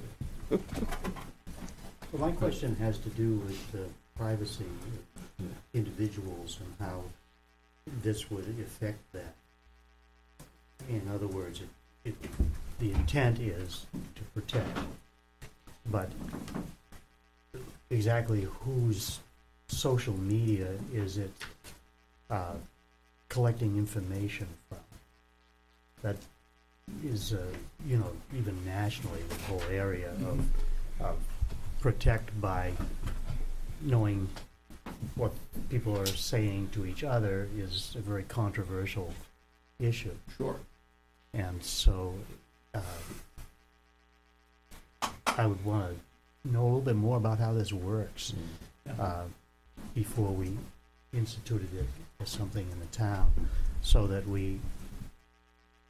obviously we're wanting to protect our schools, our children, but also we don't want to have people feel that our police department is spying on them, so to speak. You know what I mean? Putting up drones? Yeah. My only comment there, Tom, is that, and I've used the phrase very carefully, it is publicly accessible. It's things that if you were on Johnny Jones' Facebook page, you would be able to see. If I was on Johnny Jones' Facebook page, it's the same thing I or their parents would be able to see, or every one of their friends, or any school administrator. It's not something, it doesn't monitor my email to you, it doesn't monitor my text to you, it doesn't monitor private communication. It only monitors those things that are completely in the public domain. How far out do you think you are before you have a detective that would be, or that you're staffed fully enough that you have somebody that could do that? That's a great question. Do you think it would happen within next year? That, I suppose, depends on if we're going to have any further conversations about my budget proposal for additional personnel in 2016. Right now, with the staffing levels that we have, that we are authorized, I should say, when we meet that mark, right now we have 2 vacancies, and we are in the process, the hiring process, with reasonable expectations that we'll be able to fill those 2 spots in the foreseeable future. With that said, however, they would not be scheduled to attend the police academy until late spring, early summer. 16 weeks of police academy, followed by 12 weeks of field training before they are able to take calls on their own. So realistically, anybody that we hire in the current hiring process probably will not be available to take calls for service until this time next year, or close to it. So when will we have somebody that would be a detective dedicated to that task? Based on what I'm hearing from the community, they want other things first. Though we have a real demand at the investigative level, we've got to start training our personnel better in the area of these complex investigations, just so that we can effectively answer calls for service. I would very much like to have a person dedicated to detectives, but we don't have the staffing and we don't have the authorized strength for that staffing level and meet the needs of the community for patrol officers. And I guess that brings me to maybe pushing that piece off for a year until the staffing levels are at a level that they can be utilized. Mm-hmm. Versus that, I mean, we all know how computers change, and don't get me wrong, I'm all for us tracking bullying and what have you, because I agree that it's so much more today than when I was in school. You left school and you forgot about what the kid said, and now they go home and they read about it, on Facebook or whatever. But having said that, we don't have the manpower this year, nor do we anticipate having that. And if we do, it would be the last month of the last year. The software might change and become better the following year. So would you be opposed to pushing that off for a year? I think that's reasonable.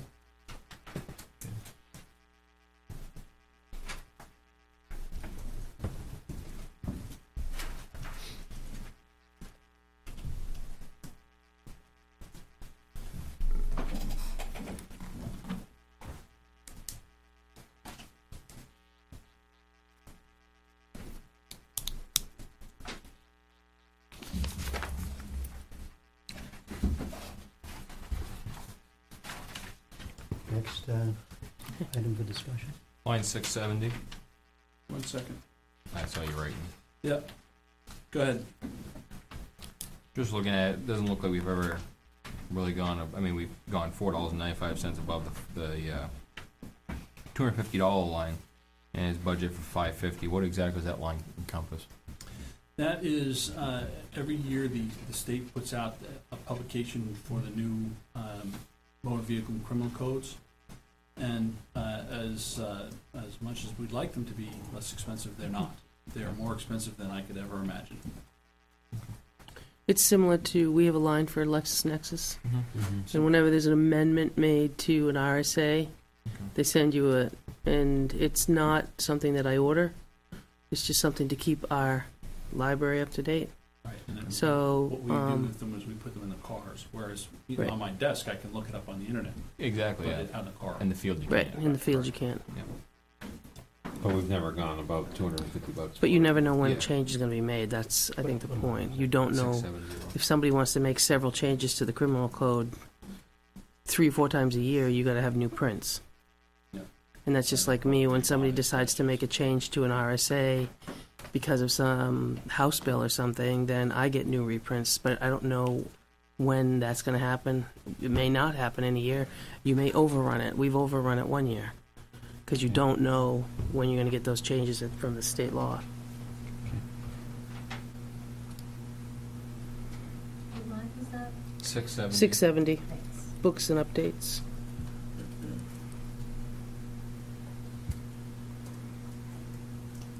So are we leaving it alone? Yeah, I know. Yeah, I'm- yeah, we can leave that. And obviously, line 660, you're hoping will Disappear for the most part.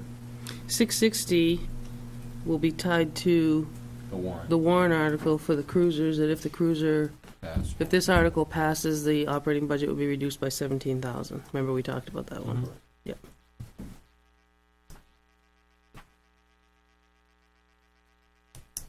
Line 595. Mm-hmm. We're not contracted for that? What do you mean? As I pay a bill on that every month. Yeah, but isn't that contracted service? It's just not indicated. on Yeah. Yeah, It and, ran out of space. Oh, it is? Yeah, you can drop It's it not- whenever you it's want. not an annual oh, agreement. okay, so If somebody wants to go to the dump for him, all right. you could drop it. I mean, I'm not, no, I'm Just not, saying. I'm not to that, but I just thinking if there was a contracted service, like the cleaning services, the 96 line, Mhm. that the anticipated should be known. You're talking about the that, boilers. that may be known Nope. by somebody else. It's not known by me. I put in the 595, 10%. 596. Right, in October, I put in a 10% placeholder simply because I didn't want to fall short. Okay, I guess my question would be if we're contracting out, wouldn't there be a contract date back and forth? Again, I don't know the contract. I just know I get a bill every month and we pay it. Well, that's what I'm saying, is it's a month to month, it isn't. Well, no, I'm also going 596 line. Oh, 596, Yeah. okay. Is that got the same anticipated 10%? Well, if it's a contract, wasn't there a term? Or is that month to month as well as the I believe rubbish? that's month to month as well, That's just like ours. negotiated by you folks. Okay, Yeah, all right, Same They do service. this building here and they come over and do us. all right.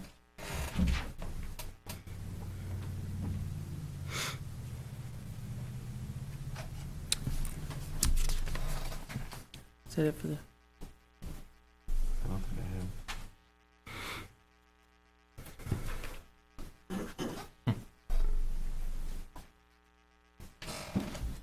393.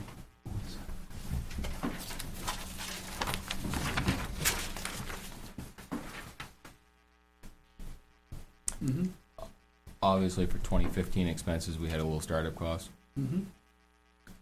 That's the anticipated membership. The 8,500? The 8,500 is the anticipated membership, the maintenance of our software that goes along with it, and the requisite training of the accreditation manager.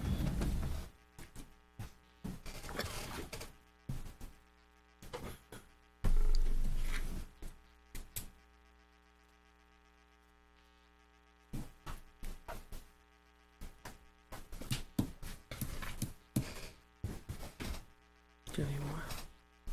What's that? I said you all set? I am. Chief, I'm not trying to bust on you. I just want some clarification. That's why I'm Take your asking time. about these lines, that's all. Talk about ticket writing. Yeah. Kidding. I was probably pretty quiet during the fire one, because I see where most of the lines go, so.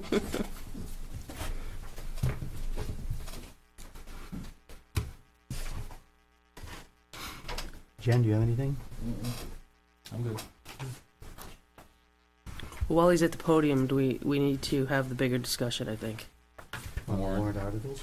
on the proposed increase in staffing, Which is a warrant. which would be a warrant article, he understands that, but I think we need to have that discussion. While we have them.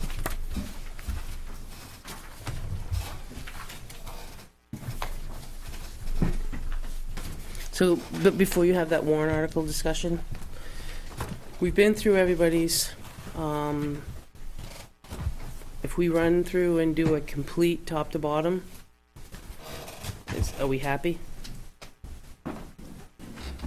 Well, I think, doing that, we should have Keith available as well. Okay, But I don't wanna go through it line by line again for Keith. on the 28th.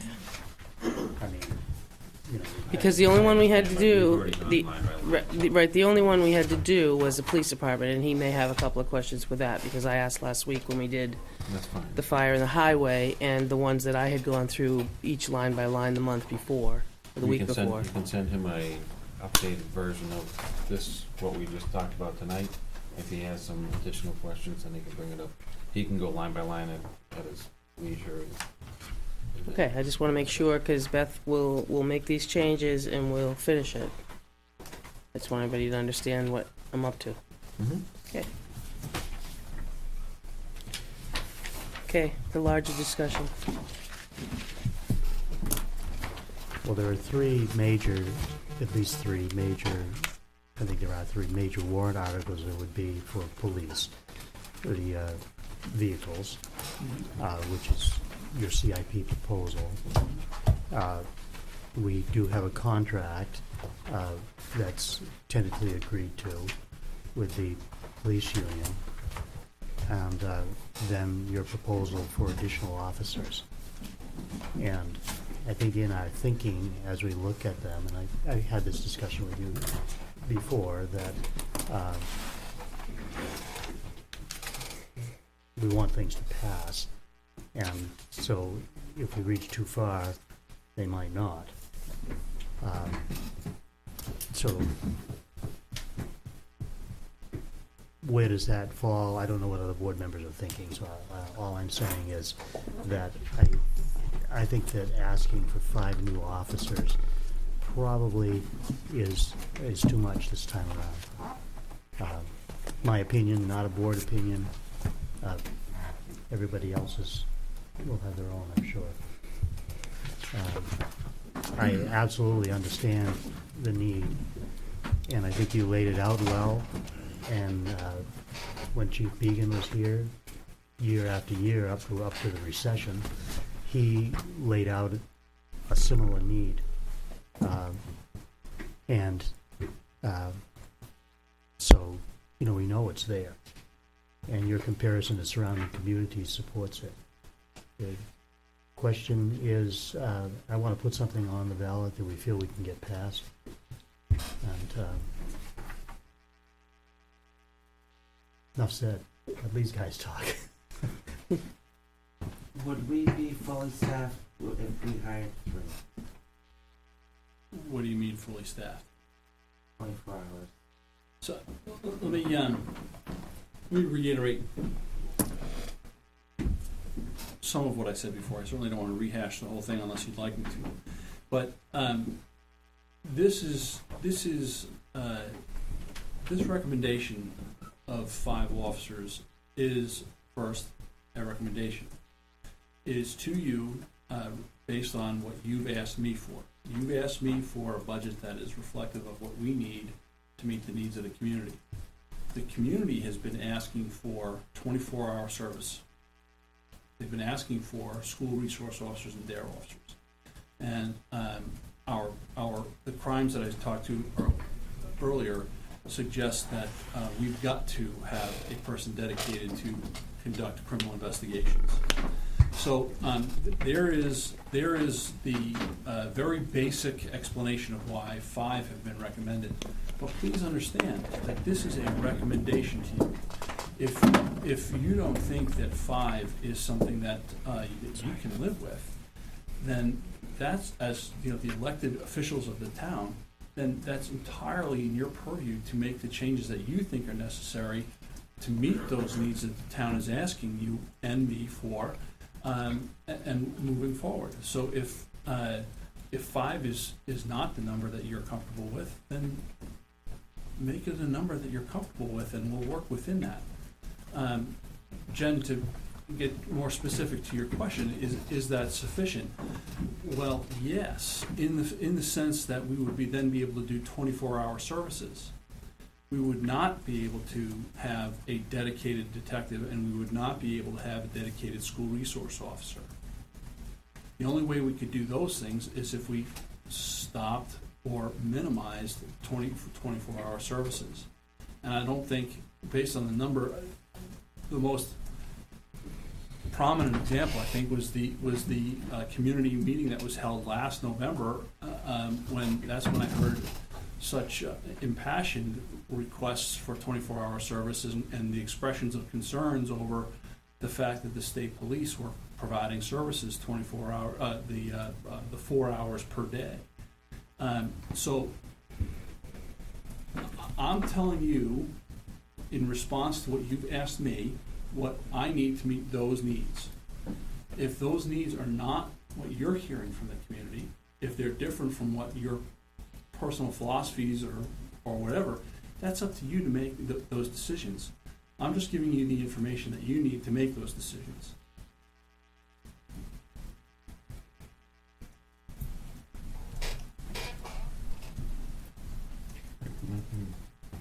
Understand that, I mean, certainly, the recommendation, every department has come in and give us recommendations. I'm with Tom as well, though, the likelihood of 5 new officers going on a warrant article and passing, very slim. That's just, Then Jim, I'll get you the number. a number that you think will pass, and we will work within that. But you have to understand, this is like anything. This is like buying a new car. If you've got the budget for a Ford Fiesta and you're sitting in the Porsche parking lot, you're probably in the wrong place. So I've told you that this is what we need to meet the requests of the community. We've been asked over and over and over again, 24-hour police services. Okay, in order for that to happen, you have to have a minimum of 3 more officers in order to fill the chart by collective bargaining. Have to. It's not a random number that's been selected. It's a must-have in order to meet those. That's 3 more additional to the 11 if we're That's fully correct. staffed. That's correct. To have a detective dedicated to investigations, you would need a 4th person. And to have a school resource officer that was separate from those other positions, you would have to have a 5th person. Now, there is an opportunity with that 5th person in conversations with Dr. Taccone Moore at the school department that they would be interested in partnering with us on some of the costs, and that would be reflected in revenue into our budget. But our budget process requires us to budget for it in the first instance. Right.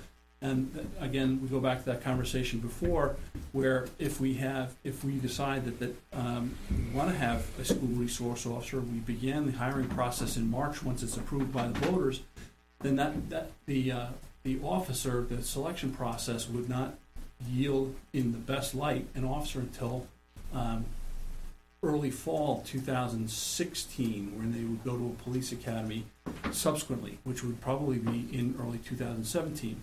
And then they'd have to go through field training before they could be out on the road and answering calls. And then we do a selection process. Well, as you can well imagine, the training necessary to be a school resource officer is above and beyond what a normal police officer does. And those trainings are held by necessity in the months when the schools aren't open. That means June and July. So they wouldn't be available. An officer that we budgeted for in 2016 and went through the hiring process and hired them in 2016 would not be available for the classroom until September of 2017. This goes back to Frank's question the other day, or last week, when he talked about, why is the police department budgeting for something that the school department's not budgeting for? Well, because I've had those conversations with the school department, and they know that we wouldn't be able to have anybody available until 2017. So it makes no sense for them to budget for it. Now you've got the information. You guys make the decision. I'll work with it. With the SRO, I don't recall, but wasn't that more of I'm not gonna say it's a part-time position, but they would be available outside of or are they there for? 40 hours a week. They would be. I would. And what's interesting is I'd have to have a particularly frank conversation with the union about this, is because the current collective bargaining allows only for 4 10-hour shifts. Well, that doesn't work for the schools, because the schools are 5 days a week and they're shorter days. So I would want to see them in 8 hours a day, 5 days a week. So during the school year, no, they wouldn't be available for other things. On holidays, school holidays and so forth, they'd be expected to work or take their contractually given leave time. And then summer out, summer time. Summer we have to figure out. Yeah, The first 2 years, they would be spending in advanced training, getting them better trained, but subsequently, they would not be. I mean, we'd have to figure out what we're gonna do with them and how they were gonna be paid for.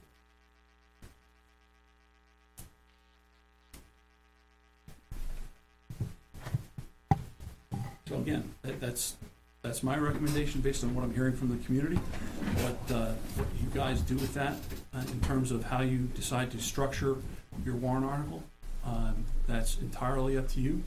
I'm giving you the information you need to make those decisions. Our problem is always getting the same community that expresses those needs and concerns to be the community that comes out and votes for. I looked at a 24-hour service, but I just don't want to pay for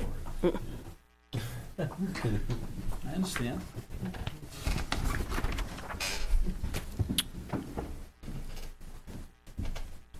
In your conversations with the schools, my understanding is that your predecessor, Chief Valeka, pulled the resource officer because he needed additional patrol. I don't know how much of that was a school decision and how much was an arbitrary decision on his part. How does the high school, do you know, feel about their need to have an officer in the building for all day, every day? My conversations with Mr. Corkery, who's the principal, and on a periphery, to a significantly lesser extent, the vice principal, and I'm sorry I can't remember her name, has been positive.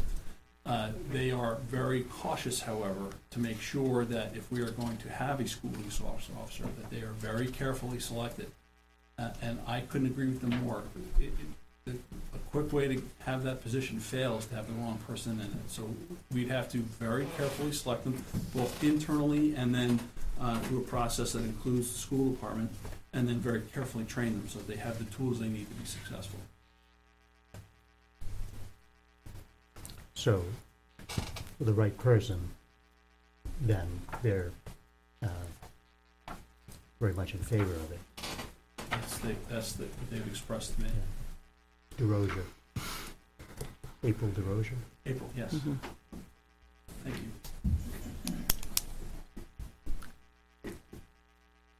Okay, folks, where are we going with this? We've got to make decisions as we go along, or else we'll just be dragging our feet. Make recommendations on warrant articles? Mm-hmm. That's what my Yeah, plan we is, should go yeah. on. I mean, I'm not in favor of the 5. Just I don't think it's gonna pass. That's the only. I mean, not to say that there's not need, because there is. It's just I don't feel that on warrant it's gonna go through. You don't have to explain this to me, Rick. I know. I'm just stating my take on That's it. fine, but you don't have to. I'm just stating my take on it. That's all.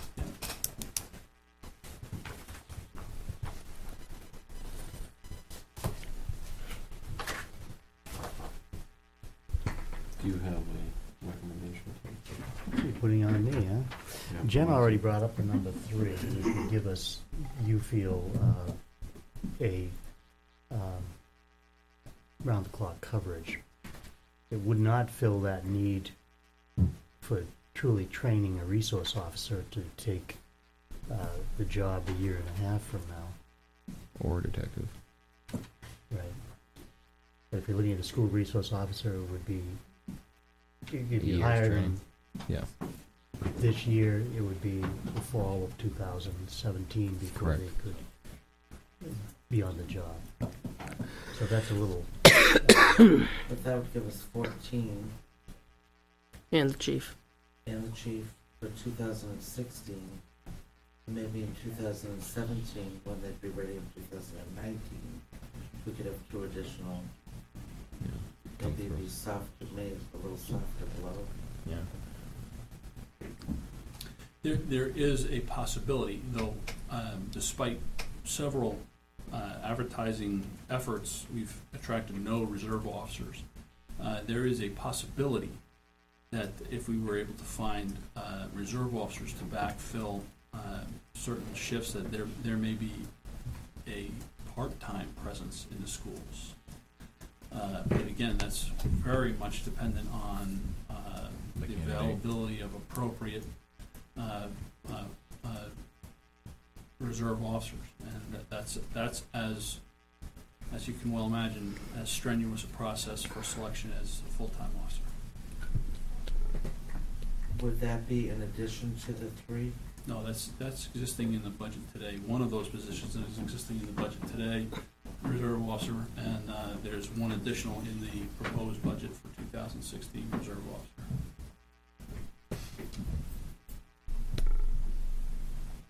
Well, we'll have to compose an article, but what we really need now is a number. And then we would have to compose the article, would it cost it out, depending on the number that we're looking at. Do we have the right motion? No, I'm asking. No, I think we can just do consensus. Right. Yeah, you're still gonna have to go back through them again, just to make sure. Yeah, I think maybe we could put a number on it tonight, but, you know, again, I'd like to Yeah. a full board. Right. You know. And, yeah, and also we want to see what it costs. Okay. Okay.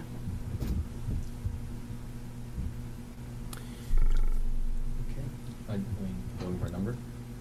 Yeah, well, I was gonna take Jen's. I was Yeah. thinking 3. I was thinking 3 too, because that's the highest demand I've heard is the 24 coverage. So, if that's what it's going to take per CBA, I would be in support of that. All right, well, we'll have to work on the wording and get the number. The only other things that the chief has is vehicles. Do you need any discussion on that? Through the presentation? Were you able to find out about the sales tax issue, whether we're exempt being a New Hampshire municipality? If we ended up with a New Hampshire dealer, there's no issue there. And certainly I because thought- it's New Hampshire, and we don't have a sales tax. But But if it was a mass The dealer, mass. Yeah, I thought we were looking at a mass dealer. Yeah. I don't recall. Somehow rambling around in the back of my head, I think I have an answer to that, but I just don't remember it. Okay.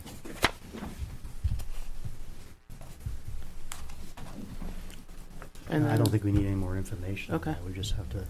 you guys have compose to the have a article, discussion. Decide how we. All right, well, Now, there he's- was just one question though. There was talk about reducing the size of the fleet. Mm-hmm. If we add more officers, is that fleet number going to have to change? No. Thank you. Isn't that that's the wonderful part about shift coverage? A 24-hour clock is that the same number of cars would provide the service that we need. There will be on certain shifts, again, driven partly by collective bargaining, that there will be more officers on shift than others. But by scheduling them appropriately, which is management right, we can adjust schedules as we need to. We can have those overlapping shifts occur during the busiest hours of the night or the busiest hours of the week, in which case having a 2-person car would be entirely appropriate. Okay. So we would not need to change the number of cars. We could stay at that 7. Very good. Thank you.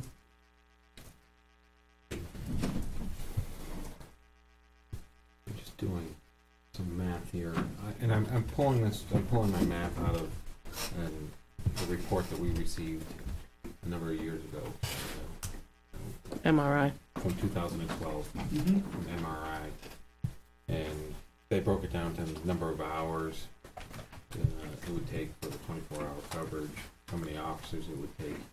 And I'm just going through it, and with working 24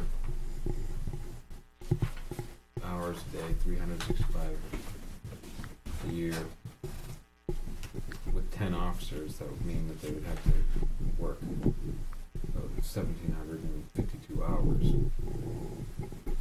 which would be, if I'm not losing it. You're exceeding the number of. I gotta take off your shoes. All right, so it'd be basically what it's saying is if you have 24 hours a day, 365 a year, divided by, I'm only saying 10, because I'm gonna take the 11th officer out for supervisorial. It comes to 1,752 hours that each officer will have to work in order to cover the 24/7. Now, typical, Single coverage. no, that's 2. That'd be 2 officers that'd be 2 officers for 24/7, because you can't have just a single. Mhm. Now, I could be doing my math wrong, because I'm failed at everyday math, That doesn't sound good to me. but it would be 2,000 hours, 2,000 hours is a typical 40-hour week. Yeah, you'd have to cover minimally 42 shifts a week. You're doing it differently. So you're gonna go back, so 42 shifts a week, Yeah. okay? And you have collective bargaining agreement that says 10-hour shifts. So so one officer works 4 of those 42 shifts. Yeah, we're gonna, I mean, however it gets divided up, See how, it's still gonna be it's 40 within hours. the limitations of my, It's still gonna be 40 hours per officer. if you look at it by hours, you're doing yourself a disservice, because the number of hours does not, I know it sounds strange. I know that sounds strange. But you have to do it by the number of shifts. You have to, because otherwise you're gonna miss something. So there's 42 shifts. 42 shifts a week have to be Okay. filled. What gives me something to work with? Yeah. Other than Yeah. what But what they gave me. the other thing you have to remember is that's 42 shifts a week just to cover patrol. That does not cover the total number of officers contracted leaves. That does not cover the number of mandatory trainings and so forth. Correct. So if you go with just the minimum of whatever. Yep. Just for the sake of, and I don't know, using your number 10 there, you still have to have enough people that it's like the cars we talked about, having, do you have enough cars? Well, not if one goes down, not if one's sick, not if one's out of town for a week for vacation. I'm not saying that we're hiring people to cover vacations, because that's what overtime's for, but there's a significant amount of time that the officers are not available because of other things. Yep, and that's actually covered in that, in the report as well. It covers the holidays and the sick time. Right, it's available time versus pure. Correct. So, I mean, I'll take that 42 shifts and, Play with it. play with it, 'cause I don't wanna, Yeah. Just throw out a number tonight, but I was just doing basic math. And, I followed your basic math. I did. that's good. Okay. All set? I believe we're done with police. Is that a, He's got just the one article plus the collective bargaining, yeah, so he's done. that's it. I'd like to take a plug at that. I think that the Board of Selectmen and the NEPBA have worked hard to develop this proposed collective bargaining agreement, and that it is a fair and equitable agreement between parties, and I would hope that it will pass. It's going to be necessary. Part of this discussion has been about finding qualified candidates to fill positions. And in the current recruiting pool, which is being experienced around the state, is almost abysmal. If we're not careful about how our collective bargaining yields compensation and benefits, we're going to find ourselves on the short end of the stick. I would encourage you to find a way to get that passed. Okay. Anything else for me? Long trip home. Thank you. Can I, Have a good night. Right. Thank you. Seeing how Chief Azine is here, you want to go through his? is it foggy? Yeah. Oh, see, I'm sure that's, Yeah, we're gonna do warrant articles, right? Yeah. You get the ambulance, the Jaws of Life, and the forestry vehicle.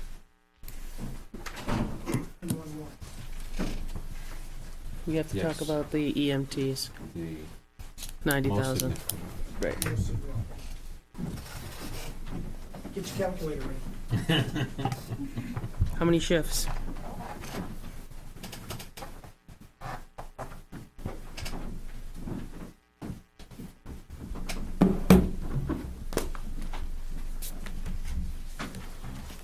Do you want to start out with the easy ones, or what do you want to do? Well, Yeah, the start. ambulance, do you have figures on a lease arrangement? Yep. It didn't work last year, but I think they would have a better chance of passing if they were spread out. For a lease, Yeah. yeah, we ran numbers for 3, 4, and 5 years. And it's in a roundabout number, it's about 83,000 a year for 3 years, 63,250 for 4, and 51,300 for 5. That's What- per what- year. What was the first one, the 3-year, 84? 83,165, 83,165. or thereabouts. 63, what was the 4-year? 63,250. 63,250, Okay. 5 year. 51.3.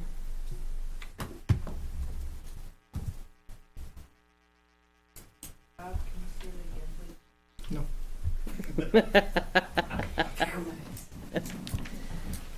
Do you really need it? I can't hear you.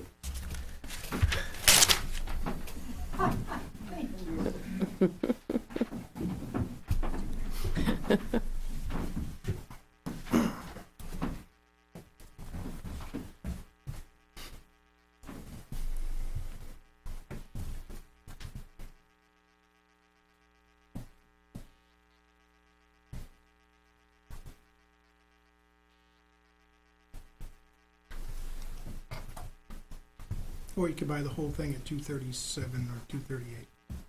Buy it outright. Buy it outright. Yeah, because 5 years is 256.5. It's not ridiculous to lease it. At 5 years, it's a little more ridiculous. Mm-hmm, but it is. three's reasonable. As we get further down the line in the discussion, there's an opportunity when we get to the per diem discussion that could positively, in a positive fashion, affect this lease payment as well as the other vehicle purchase. Well, the Jaws of Life is straightforward. Obviously, it's a one-time purchase. Right. It's one time for 35,000. And Yeah. then the forestry vehicle is this exchange. It'll cost 30,000 because 30 will come from New money and 30 will come from a balance that's in the reserve balance fund. in the reserve, in the special revenue fund. And as we get past the end of this calendar year, we'll have an amount of money that'll be deposited into that fund that's not accounted for in the math you see in front of you. So there's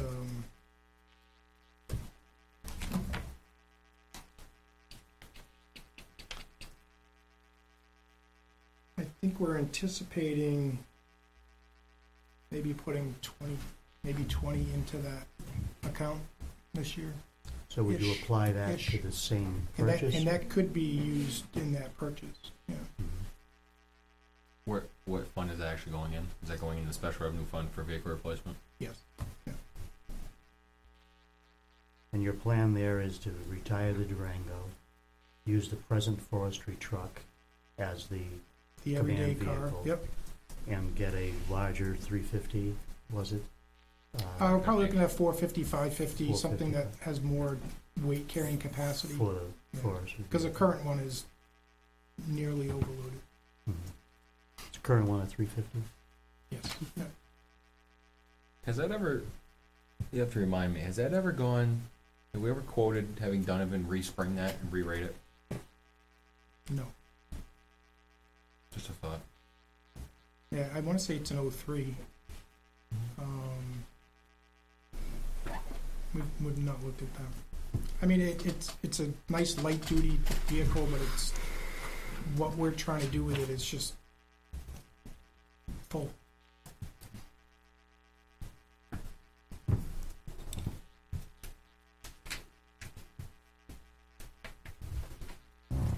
Okay, we've got the figures on the ambulance, we've got the figures on the other two, Yep, and now the discussion on the 90,000. discussion on the 90,000. Is that's not in the CIP, that was in No. a separate, No, we talked about it around the budget presentation. I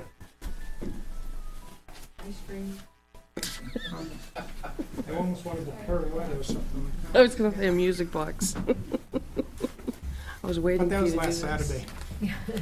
I was waiting for him to do this. Fireman's Wall. That was at the fireman's ball. You missed. Daughter's birthday. Trump's Fireman's Wall. I could have taken it. I could've- Could have. There you go. Is that your wife? No, Daughter. my daughter's Oh. birthday. I should have taken her to the Fireman's Ball. Next year. I don't know, I think we talked about during budget, but I don't think there was any presentation made, correct?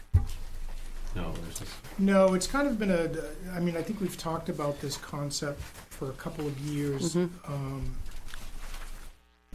Would you like me to just run it down for you? Sure. So, as you know, back in, I think it was 2010-ish, there was a need for staffing for the EMT firefighters. And that came out of the fire department failing to respond during weekdays for medical emergencies. The expedient way of dealing with that issue was they diverted $90,000 a year to put that into a revolving fund, try to get the titles right, into a revolving fund to pay for that daytime coverage.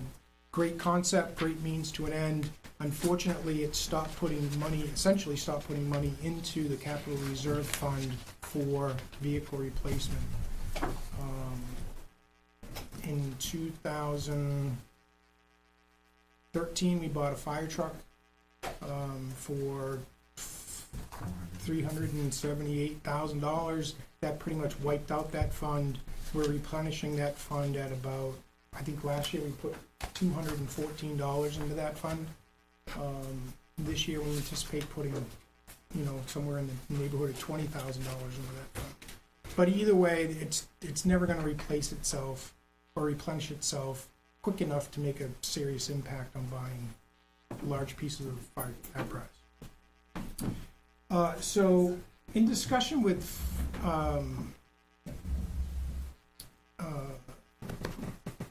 Dick Butt, I always want to call him Joe Butt. Dick Butt was, when he was a selectman, we really should start thinking about moving the per diem expense into the operating budget and return that revenue stream to the capital reserve fund, so it'll be there in the future when we need to buy that next $400,000 vehicle, or in this case, a $240,000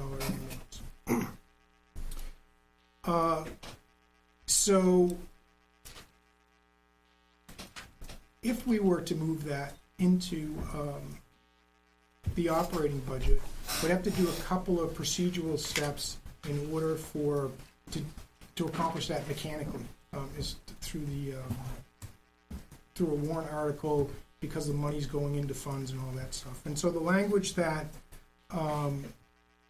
Beth and I had worked on and have gotten the initial kind of pass-through DRA, is to essentially raise and appropriate $90,000 for the operating budget for the purpose of funding firefighter EMT positions. And I forget the phrase, is it dissolve the revolving fund? And by dissolving it, the balance of of said fund would flow through to the general fund.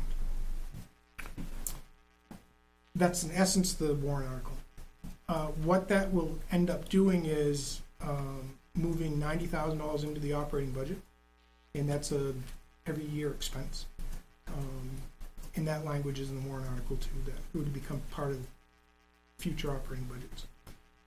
There's about a $40,000 residual balance in the firefighter EMT fund, which currently can only be used for firefighter EMTs. So that money's kind of stuck in all the strings attached to that fund. So that $40,000 would flow into the general fund kind of as an unanticipated revenue, and would be used for an offset to that first year cost of the 90. So we really would be raising or effectively raising 50,000 to meet the 90 goal, because 40,000 would be coming into the general fund as an offset. That's Beth's word. On year one. So on year one, you're looking more so to swipe the whole 90,000. Swipe the whole 90,000. We kind of looked at whether we should phase it in, but what we found is by dissolving or rescinding that revolving fund, that 40 goes into the general fund, and so that kind of phased it in on its own. In the beginning part of your presentation, when you talked about any future revenues, Yep. You said general fund, but they would go into that special revenue fund. So the EMS receipts, Right. by doing no other action other than what was described in the warrant article, would continue to flow into the capital reserve fund for vehicle apparatus. Because that's a language that already exists. Correct, and that goes back to 99, yeah, somewhere in there. So that language still exists, we're just dissolving that diversion part that was established in 2010. Was DRA okay with putting that monies back into the general fund, because It has to by state RSA, I think. The revolving fund was set up for per diems, so therefore the money has to go back into the general fund to offset premiums. You can't use it for something else. but it other can than be payments. used if it goes back into the, that's I guess that's my point. You could appropriate it to use it for something else. By putting it back into the general fund, it will allow that money to be used for other than what it was originally established. Meaning if we dissolve that one particular You're fund correct, for I per believe. diem, put it back into the general fund, it could be used for uniforms, or it could be Yeah. used But for it's offsetting. It could, but it would It'd be in the 40,000 undesignated part of the general fund. in money you would not have to raise to meet the only for $90,000. You'd have it in the revenue side, yeah. Okay. Yeah, we couldn't, without another warrant article, Right. we couldn't spend it. It still could end up being used in the year, but it's, we, When you create your balance, But by rescinding the Only revolving by- fund, Only for tax relief. You can't spend it on it. Correct. You can't, That's why I'm understanding. yeah, you can't spend it on anything without it going on the warrant, because it goes into the general fund, but it goes into the fund balance, not into the budget. Right. So going into that undesignated fund balance, we can't touch it, it goes in like a revenue. And so it would be, at the end of the year, we could use it for tax relief. The only way that we could use it for anything else is write an article that says, to take X number of dollars from the undesignated Fund balance. balance Yeah. to apply toward a forestry truck. I mean, You could that's a appropriate, legal you way could of doing appropriate it. it to use whatever you want. Yeah, providing the voters approved it. But nothing this board could Yep. spend. Okay. So the good news is, should that pass, is we would stop diverting that $90,000 out of the vehicle replacement fund. And the very real potential in year one, in 2016, is being able to pay cash for the ambulance lease and the forestry truck. So you wouldn't have to, you would still have to do the warrant article to raise and appropriate the funding for those vehicles, but essentially would be paid for out of that vehicle fund, just like we've purchased vehicles in the past. Okay, so you're So the saying tax that, impact for those vehicles would be zero, because we basically have restored the funding back to that. yeah, but, Yeah, you'd have to craft it in such a way that it would say that it only if that one. yeah, what if it passes. doesn't You would- pass, you'd yeah. have- Somewhere there would Yeah. have to be, this is the mechanics of what could Mhm. happen if this passes, just like the police when we were talking about Yeah. something. Yeah. If this warrant article passes, the tax impact for ambulance lease and the forestry would be zero. The problem in That's a lot doing of crap. that is that the anticipation, for example, if we went with a 3-year lease, Yep. $83,165 a year, and we use that rationale, then we'd be right back to, for the first 3 years of paying down the ambulance, we wouldn't be putting very much in that fund. No, but we would be doing what that fund was kind of Intended. originally intended, which was to Purchase equipment. purchase Purchase large vehicles. Mhm. Now, that lease would be $83,000, which is less than a 90. So, yeah, would it grow slowly that first 3 years? Sure, but then we're putting money in potentially at $100,000, $120,000. $10,000 a whack, which is going to become very,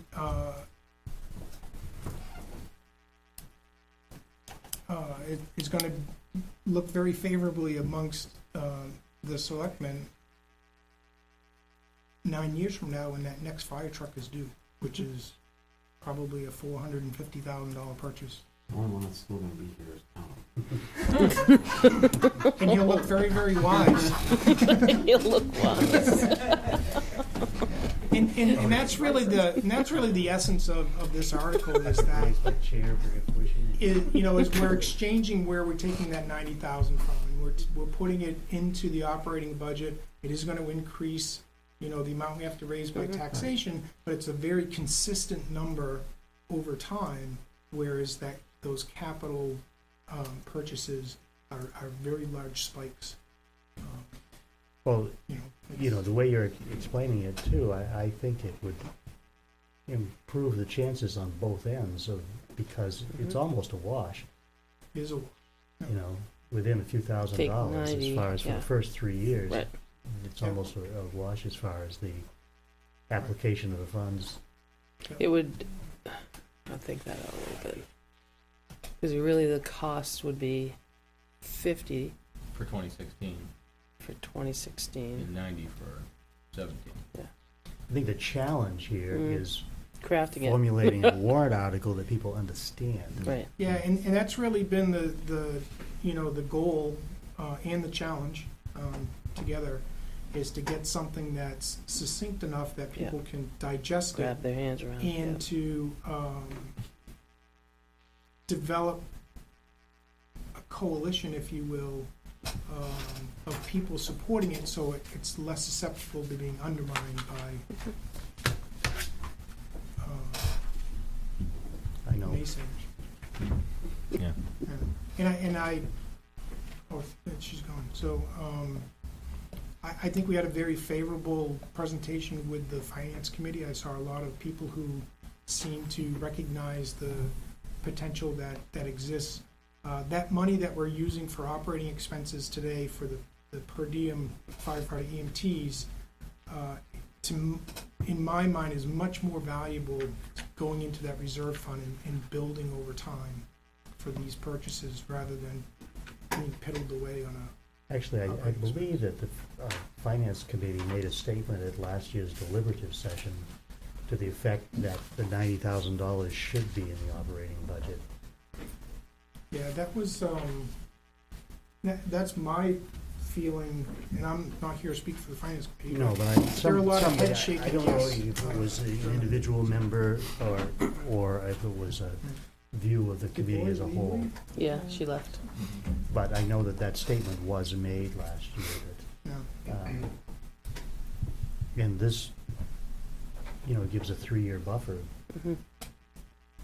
Yep. Uh, Well, and you're right, I mean, certainly in the 3-year lease, it is a wash.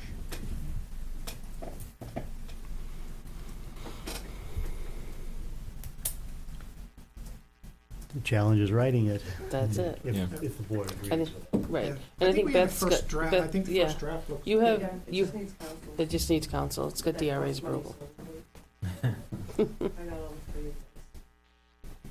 three. Well, what do other board members think of this proposal? I mean, it's, Crafted well, I think, is really, yeah, I mean, as long as warrant articles can be crafted to support it. Yeah. I think it's a great idea on paper. I think it's gonna come down to a wordsmith.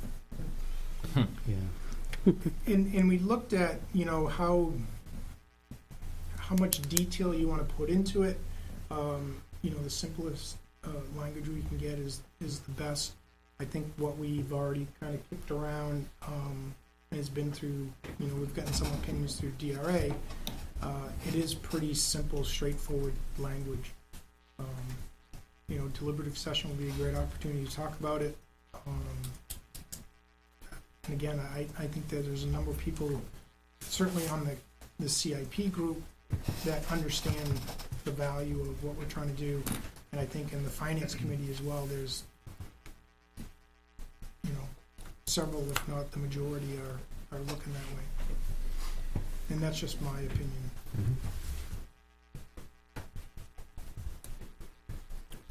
Anything else? I think that's all he had.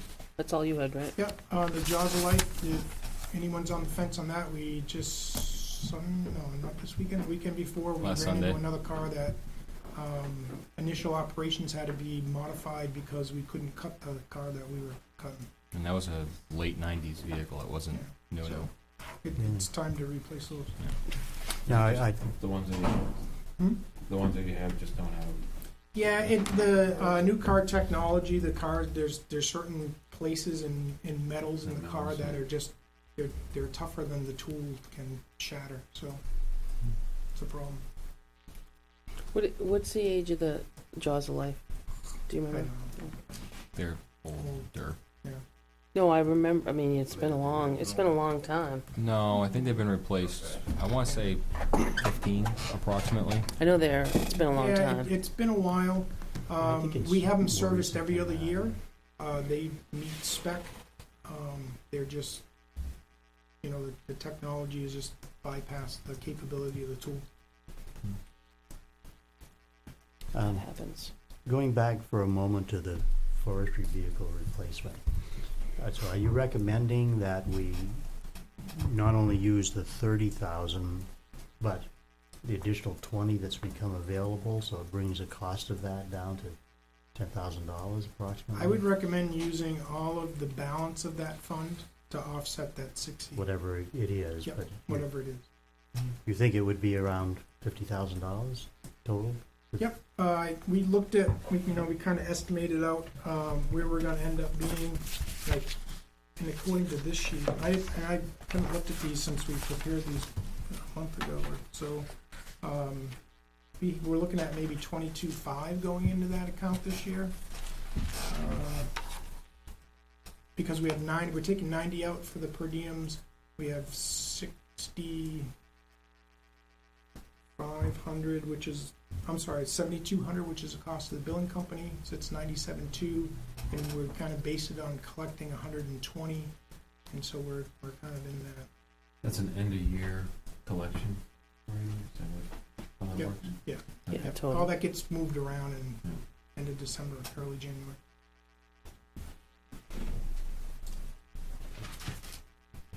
Any other questions? Chief Azina, just a question. Any projections on, I guess, I don't want to say helping, but with a solution to the suffering call department that we have? Long term, not just short term, but long term. Yeah, I think in the long term, we're gonna have to look at how do we encourage people to participate more? And quite frankly, I mean, as you know, we've tried every trick in the book really to encourage people, whether they're trying to get people in the door or try to get people more to take more calls than they do. It's really going to be an expansion of compensation, really, expansion of paying people to be available. And it's not just being available when I go to a call, but if I'm going to tie up my whole day waiting around for a call or 2 or 3 calls, people are less and less inclined to do that for free. We've tried many different schemes over the 4 years that I've been here. I see the kind of the per diem model working. Right now we're at 6 days. I see us with a 7th day at some point. I think we can kind of push that one off just a tad. Where we're really vulnerable is between the hours of 5 p.m. and 7. So that's probably the next kind of chunk that we might try to chip off. And we're probably a little less vulnerable between 5 a.m. and 7 a.m. because we seem to have less calls during that time. But again, people are getting ready for work and they just can't go. As that call volume ticks up and the handouts that I had during my budget presentation, every indicator is going up. It's not going to get. I don't think it's going to get better without looking at compensated time. And so we're trying to manage that. We recognize we have needs. We recognize there's other departments that have needs. And so we are, just trying to. This is not our year, and we'll be back probably next year because we'll have another year of that upswing. And like I said before, the closer we get to 800, that seems to be the magic number where, we're going to need to take some other step than what we're doing now. So I mean that's just the way it is. I just don't want to see the call department implode and leave the town vulnerable. That's what I don't want to see. Oh, and I don't want to see that either. And we're extremely gracious to in gratitude to the people that respond. We've picked up a couple new members.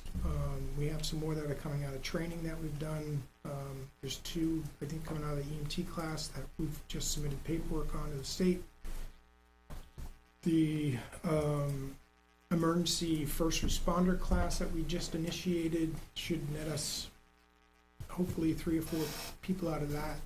So ideally we're going to have 6 or 7 new responders by Valentine's Day. That'll help. But you get some in and you lose some and you burn them up and they go away. Okay. Thank you. Yep. Thank you. Thanks. So, I think we should walk right through the CIP Sure. report and anything that we haven't already talked about. Let Naomi know where we're going with it so that they can draft warrant articles and then come back Okay, with so the if you got your sheets, if you start on page 7, we've done the fire department. We'll go down to the highway department. There was a request for the garage. Could I just stop for a minute on the fire department? Yep. Are we in agreement that we're going to look at a 3-year lease at the 83,165 with the intention of balancing that off with putting the $90,000 back in the budget? A warrant article to put back in as explained. So are we in agreement on that? So it's a 3-year lease on the ambulance. And then, again, the wording will have to be a little more specific, but Jaws of Life, straightforward, one article, $35,000. The forestry vehicle, $60,000 with approximately $50,000 coming from money available through so that's where we're going with that.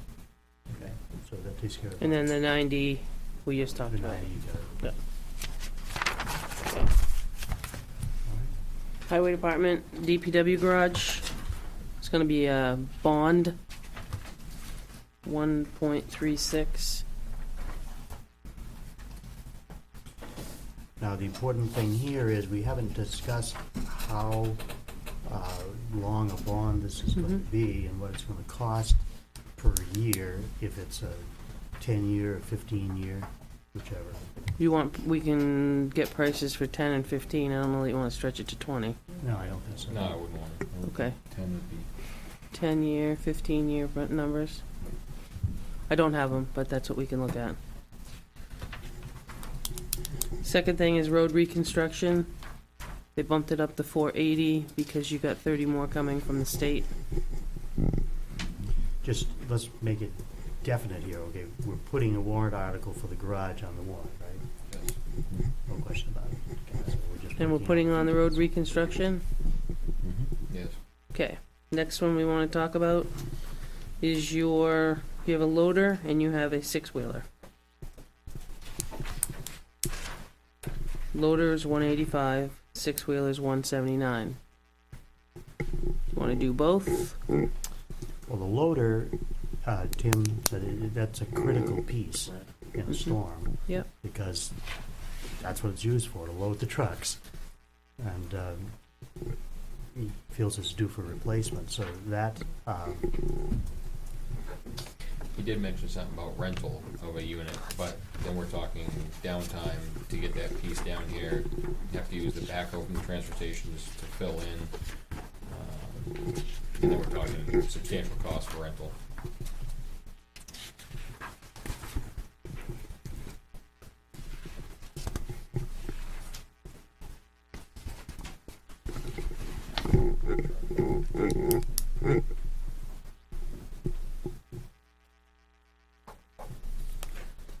Thoughts?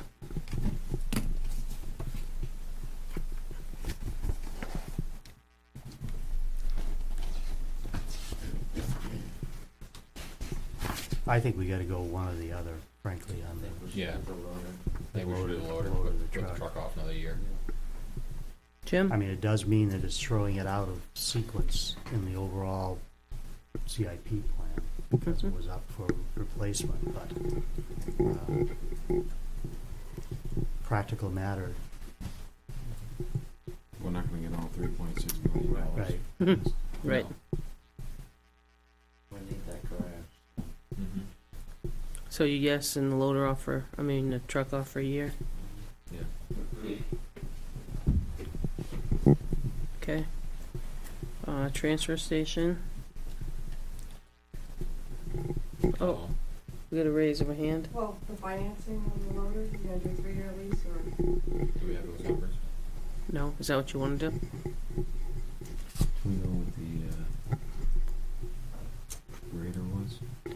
Well, The when- grader was, When we did our grader was last normal truck, money, 3 something. which was in the Grader was 300,000 3 range, something. we got it all in one line. Yeah.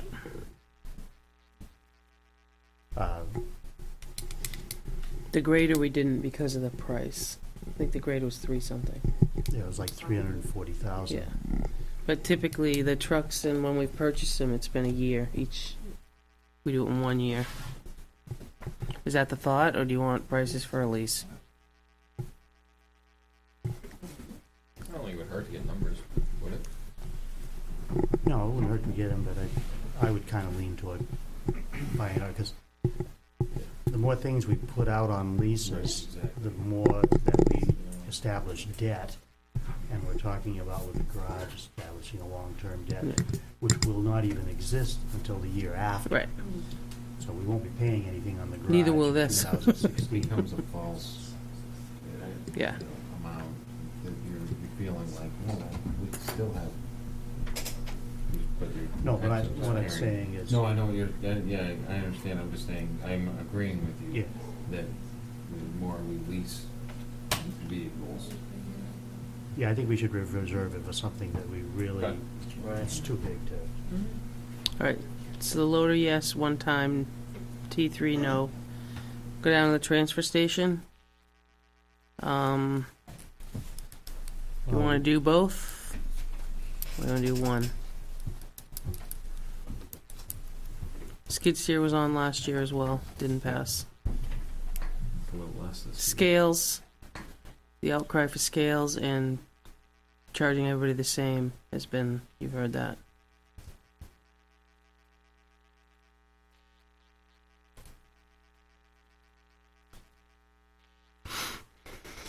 There is an alternative that some people don't like to hear Mhm. as far as how to pay for these things for the transfer station. And that is, we could phrase a warrant article,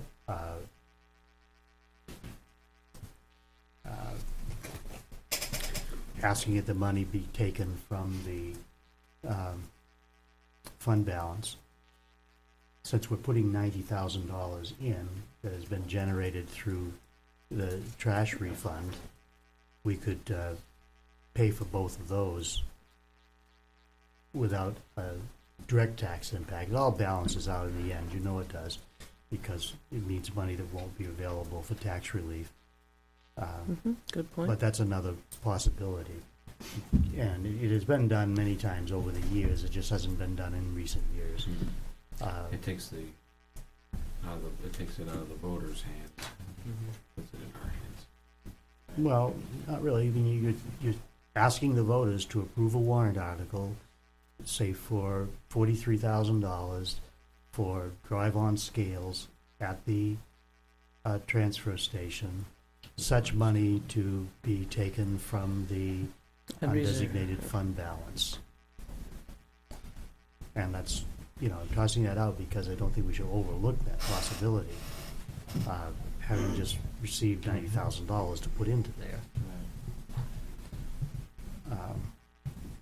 You now- talking to fund them both or one? Well, either way, it's just tossing out that possibility. The other It's not thing, enough for both, but Tim was looking at something different for that, and that's setting up a transfer And that rehabilitation. didn't fund. go last year. Remember we had that, it was one of the longest discussion articles at deliberative session. Right. Was to the take way that it half was- of that check and try The to way do that it. it was phrased, Right. though it didn't have anything to do with taking it out of that, it was just a straight out, we put that money in and we're asking for $45,000. It was half, right? To set up a fund for rehabbing the transfer station. There wasn't any connection to any source that was already there. And again, that was the board decision. I'm not disagreeing with it, I'm just saying that there was a difference. There is some money left in the transfer station equipment, right? Yeah. Probably about 25, maybe 30. Yeah, but didn't last year we put in 105.9 for the trailer? Yeah, we'll spend 77. And we only spent 77, so there's some funding between the two you could do. You could take this from the capital reserve, and you could take this from the $90,000 he just gave you out of the undesignated fund balance. You said, there's not enough for both, but there would be with the what's there. You could use that and then take the difference from your undesignated fund balance. A way of doing it.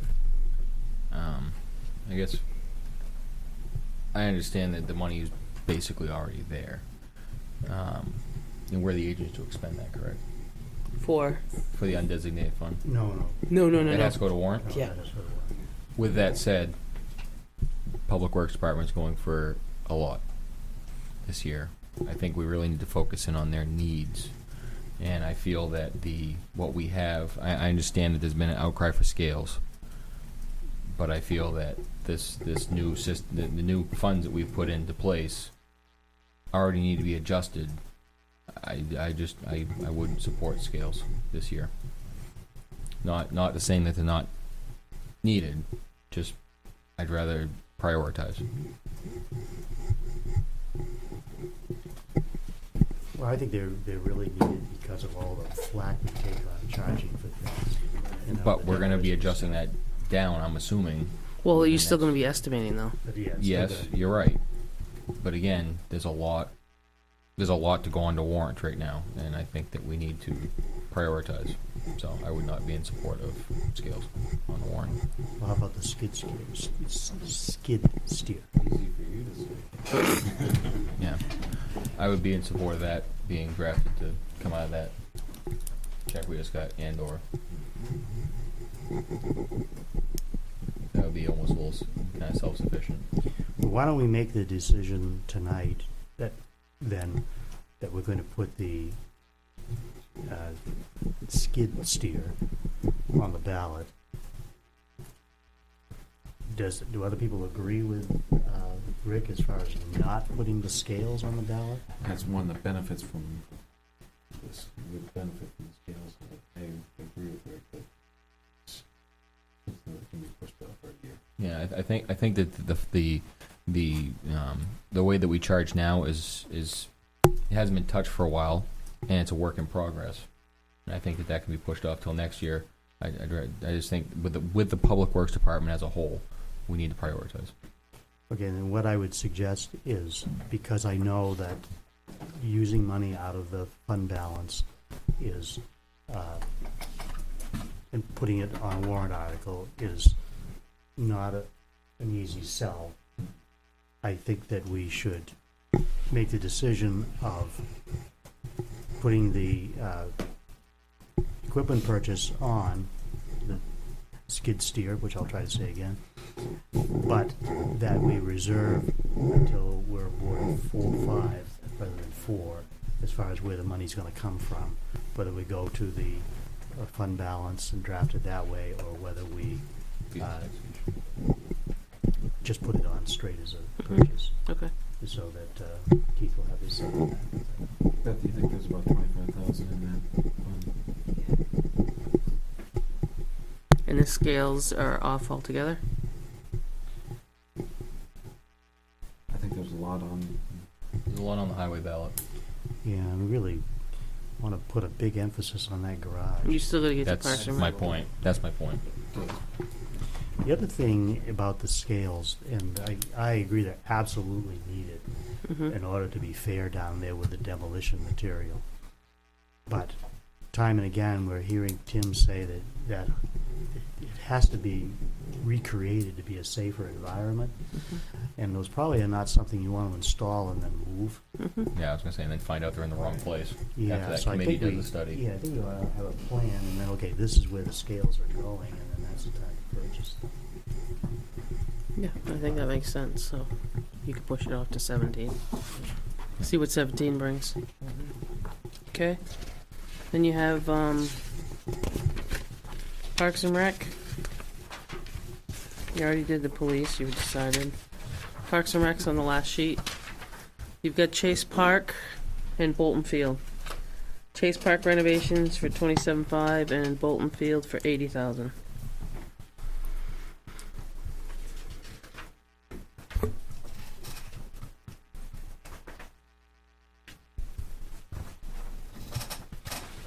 What's your pleasure? Where is the Parks and Rec? Which Last page? page. Very last. Very last, flip it right up. Oh, that side. Yeah.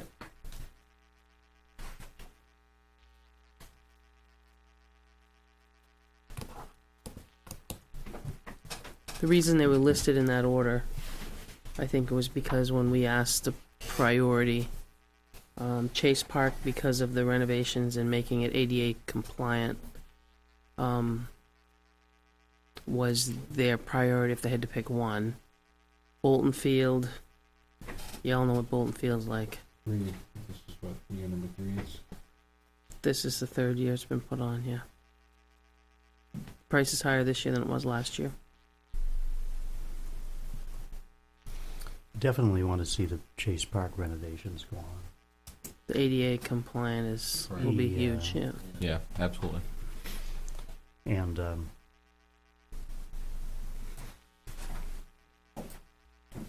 Jim, you're on the department. Yeah, I mean, again, I go back to, I think the, yeah, putting the Bolton Field on there.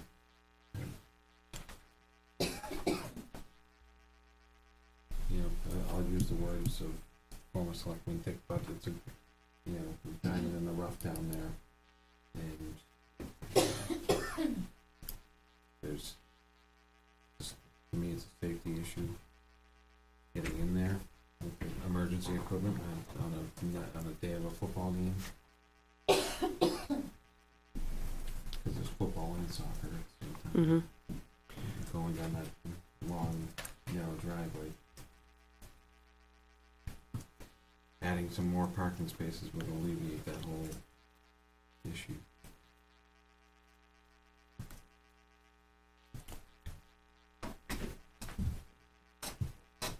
So I'd be for putting both on Mm-hmm. and letting the voters choose.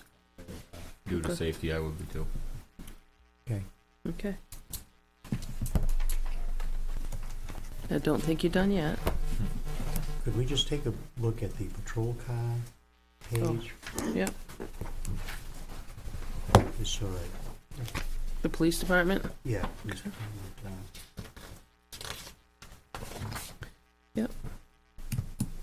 93,505?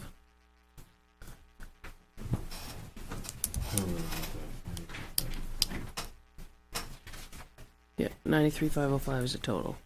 No. You're gonna have trade-in.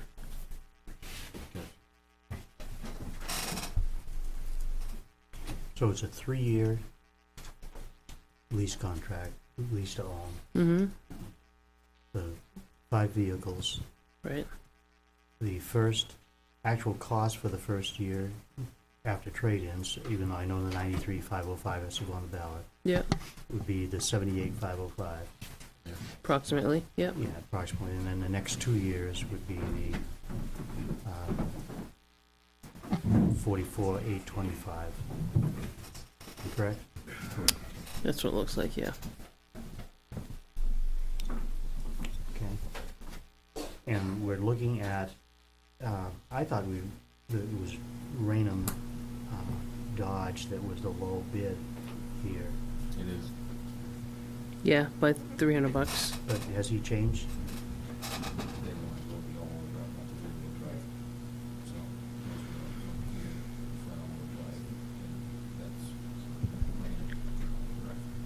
Hillsborough's 25,499.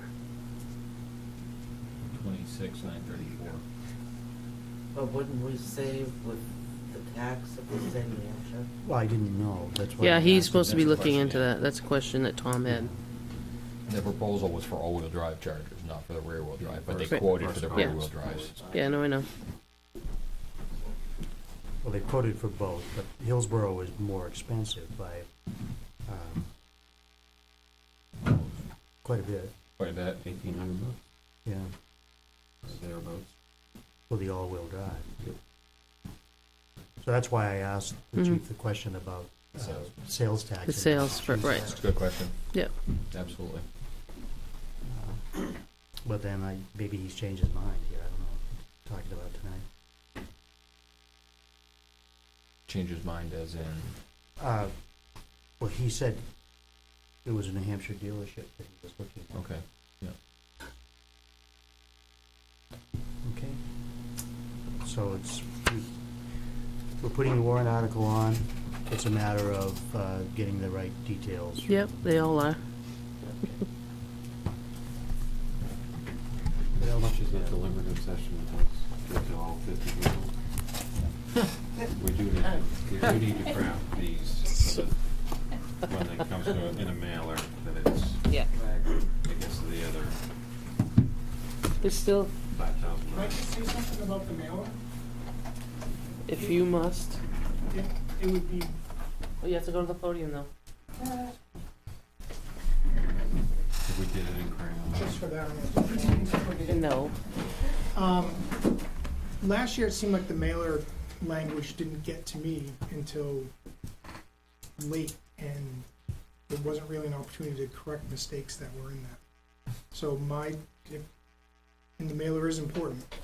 Just to get it a little bit sooner so that if there's something that needs to be tweaked, that we had some time to tweak it. Well, why don't we let him write his purpose statement for us? You don't have to be mean. Then there's no tweaking. No, and that's fine, sure. We'll just share the job. No, and You and- write the purpose and for that's us fine. and It's we'll just tweak it. The past year, it was, tried to submit some changes and it was just. Yeah, really- no, because we try to write the purpose Yep. for all of them, and I welcome if you'd like to. Sure, would love to. Okay. Just Yeah. for my department, though. Absolutely. Do we have warrant articles from other departments yet, like for conservation, We do. There's 2 from conservation, similar to? similar to. There's 2 for conservation, one for 25,000 and one for 125. Then there's one for the cemetery. Didn't meet CIP, but it's $10,000 for some fencing. Because CIP now 15, so they'd like to have some little more money to do some fencing. And then the one that Tom sent out for the Historical Society, Yeah. for the, You just read that so people know what. yeah, what we're doing is, there's gonna be an amendment to the lease on the, Gordon Brown parcel, so the article at this time would read, shall the town authorize the Board of Selectmen to amend a lease with the Weare Historical Society for what were formerly the Gordon Brown Barns on East Road, tax map 20394, to allow the society to open the barns up for 4 times per year for the public to view the society artifacts stored in the building. Up to 4 times. Up to 4 times. Because they probably would be. I know you had some concerns about that. You brought it up to before, but that, I met with Helene and Sherry?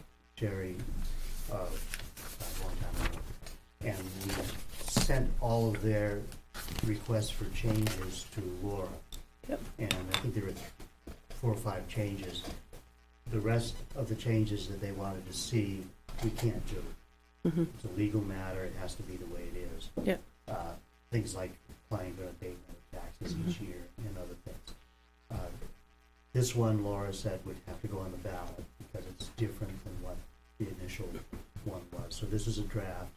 I called Sherry to say, okay, if I put 4 in there, would that cover it? Because I think that it would be sensible to put a specific number of days and not just open at any time. So I asked her if that would be adequate, and she thought that would be adequate. So that's where the 4 came from. Okay. So then there's 2 for conservation, 1 for the cemetery. There'll be 1 for fireworks. I've already had them reach out. 1 for hazardous waste day, the Gordon Brown lease. The only thing that leaves us hanging that I have on my list is the noise ordinance, if you're gonna do anything. Or if you're gonna study it for another year. I think that'd be a viable option. So those were on my list.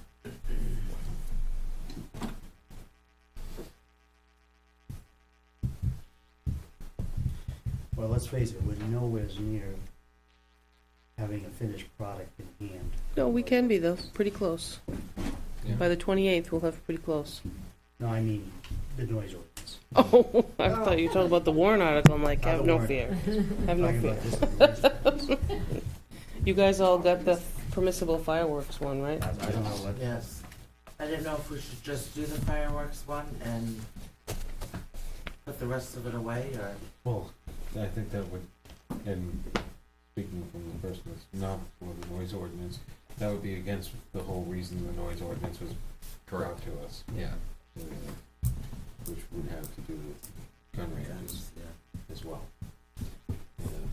So, I think eliminating that piece of it would, Yeah, be a waste.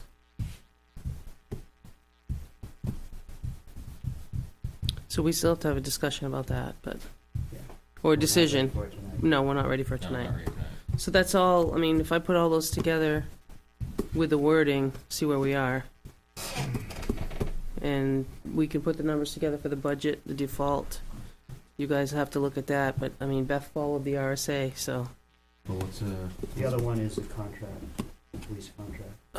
yeah, but those would've, I would've caught that up above, because I just did it by department. and let's make sure that we get, keep a copy of that so that he can, at his leisure here, to look at it. Yeah. and run- Yeah, well, on the 28th, I'd like to think we were pretty close, because we've gone over things. We're gonna be very close on the 28th. We're ahead of the game. Oh, sorry. Are we? Yeah, knocking no, on we wood. are. We're ahead of the game. We're usually We're usually- changing to the last minute Yeah. and hope we get out of here at midnight so I can go tape it on the door. So, We'll I'll go see. tape it for you. Well, and I think, this year, it's been smooth. oh, it's been very smooth so far. I wouldn't know any different. But, yeah. So, I mean, I think that's all we have for the budget and the warrant articles for tonight. Okay. Beth, I'll give you Unfortunately, we're this not check. finished. Now make this sure this goes to the bank.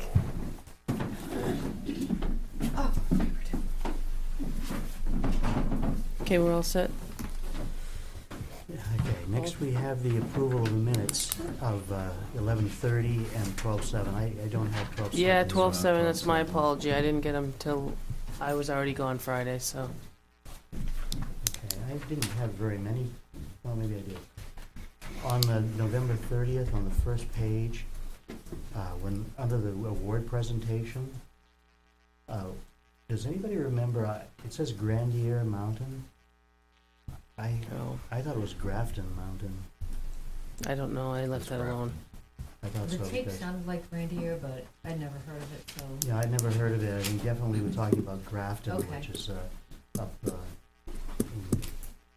And I actually went online and tried to research some of these fires for a little yeah, background. I know there was a big forest fire. Okay. No, I was not there. Yeah. In Grafton, Okay. because I lived up in Claremont, that's north of there. All right, so it's Grafton. And then where it's in the same paragraph, where it says Crowden, it would Croydon, it should be a Y, C-R-O-Y. Okay, but again, I looked for- Same area. CRAYTON? Oh, why? CROY. D-O-N. D-O. Do you have Croydon? anything on page 2? Yeah, yeah. Thank you, Beth. Page 3, just a couple of little things down, under assessing, 1, 2, 3, where it says Chairman Lacasse asked how many people have, and I just added an ED, signed up.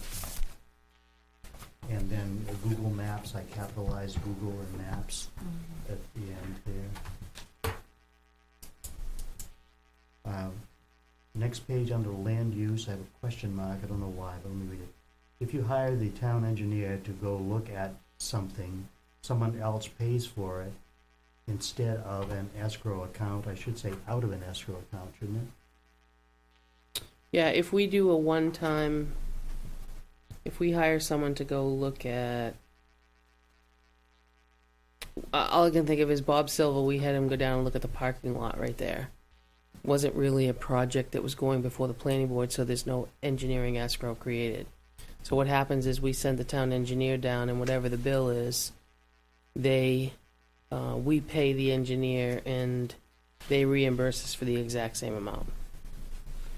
Okay, but here then I guess what it should say is if you hire the town engineer to go look at something.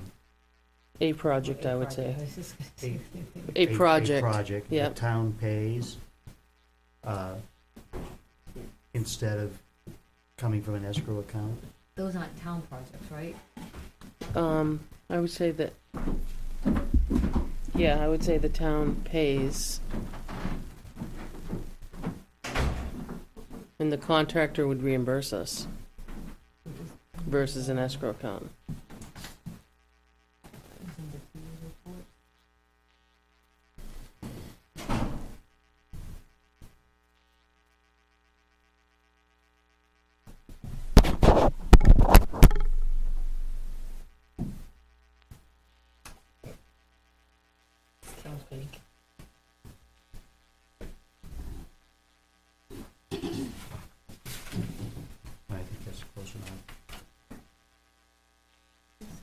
Just, there's a place where it says broke, it should say broken, and then where it says installation, it should be insulation. Yep.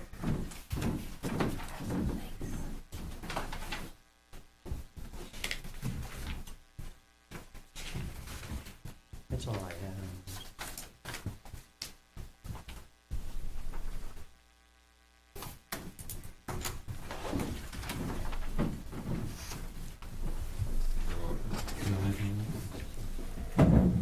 Okay, move, Promotion. yes, please. Move to accept the November 30th, 2015 minutes as amended. Second? All in favor? Aye.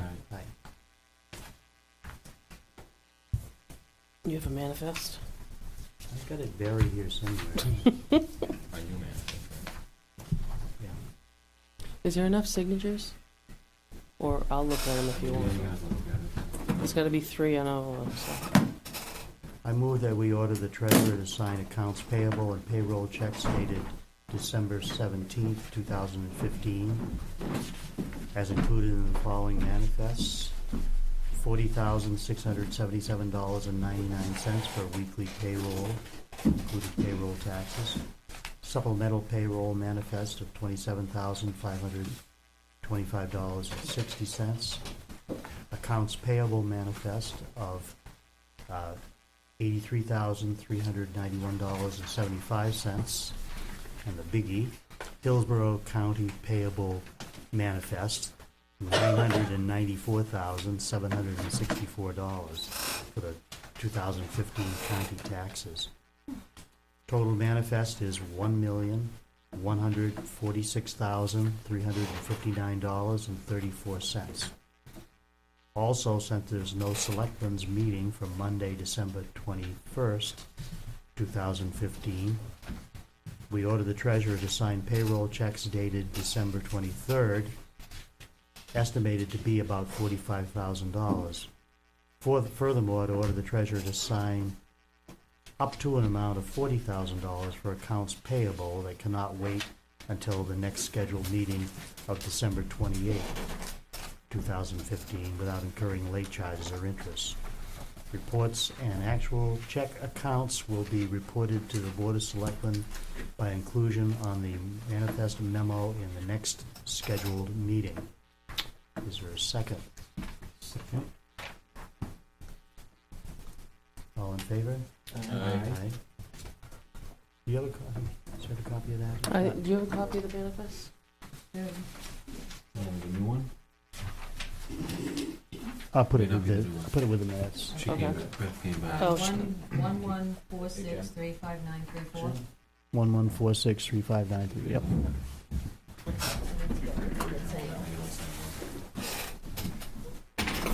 Okay,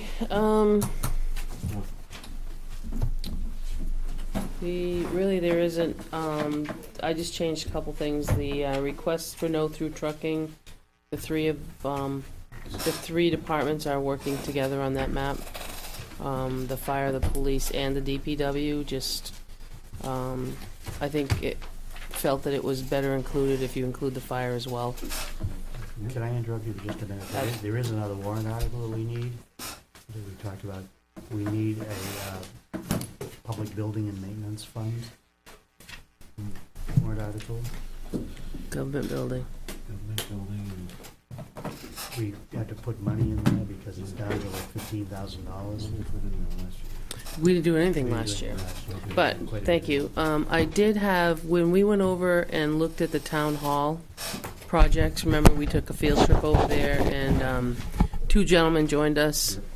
I asked those 2 gentlemen, I gave them the list that Tom created from that meeting, and I asked for a ballpark price, knowing that we would have to put the money in and it would then, project by project, be put out to bid. The 2 gentlemen went back over today to look at things and came back with they wanted to see the condition of the windows before they gave a false number, and they looked around at, some of the corners of the building still. They gave a ballpark for that whole list of $50,000, but now keep in mind, I have to, the library has a list started that she's waiting on a couple more things, which the gentleman that's working at the stone building is also going to be looking at something to do, I think, with her furnace. Library. The library. So she's waiting on those totals. So there is a dollar amount that will need to be gone into there. So I did add that. Thank you, Tom. Did they include the rebuilding of the spires on the tower? That's what they said. Okay. Actually, we got quite a few things checked out. Yeah, actually, we did. We just need a few more checked. He was more concerned with just the not sure the glazing of the windows. He wasn't sure the actual condition of the windows, and he said they weren't too bad. So I think that we should have a discussion. I mean, it's a historical building. We got to be careful Right. of what we put in there. But I think we ought to talk about window replacement. I mentioned that, and he said you want to be careful if it's on the registry. Right. Yeah. I know we have to be, but those are very inefficient windows, and some of the storms don't even have sashes. And I think some of the rope is rotted and the weights Yeah. drop down. You can't open the window. No, So. Philippines. So, That's what happens when there is a person in town who restores who did the library. Oh, okay. I didn't know that. Yeah. Yeah, right on Reservoir. yes, on Reservoir. Yeah. All right. So thank you, Tom. So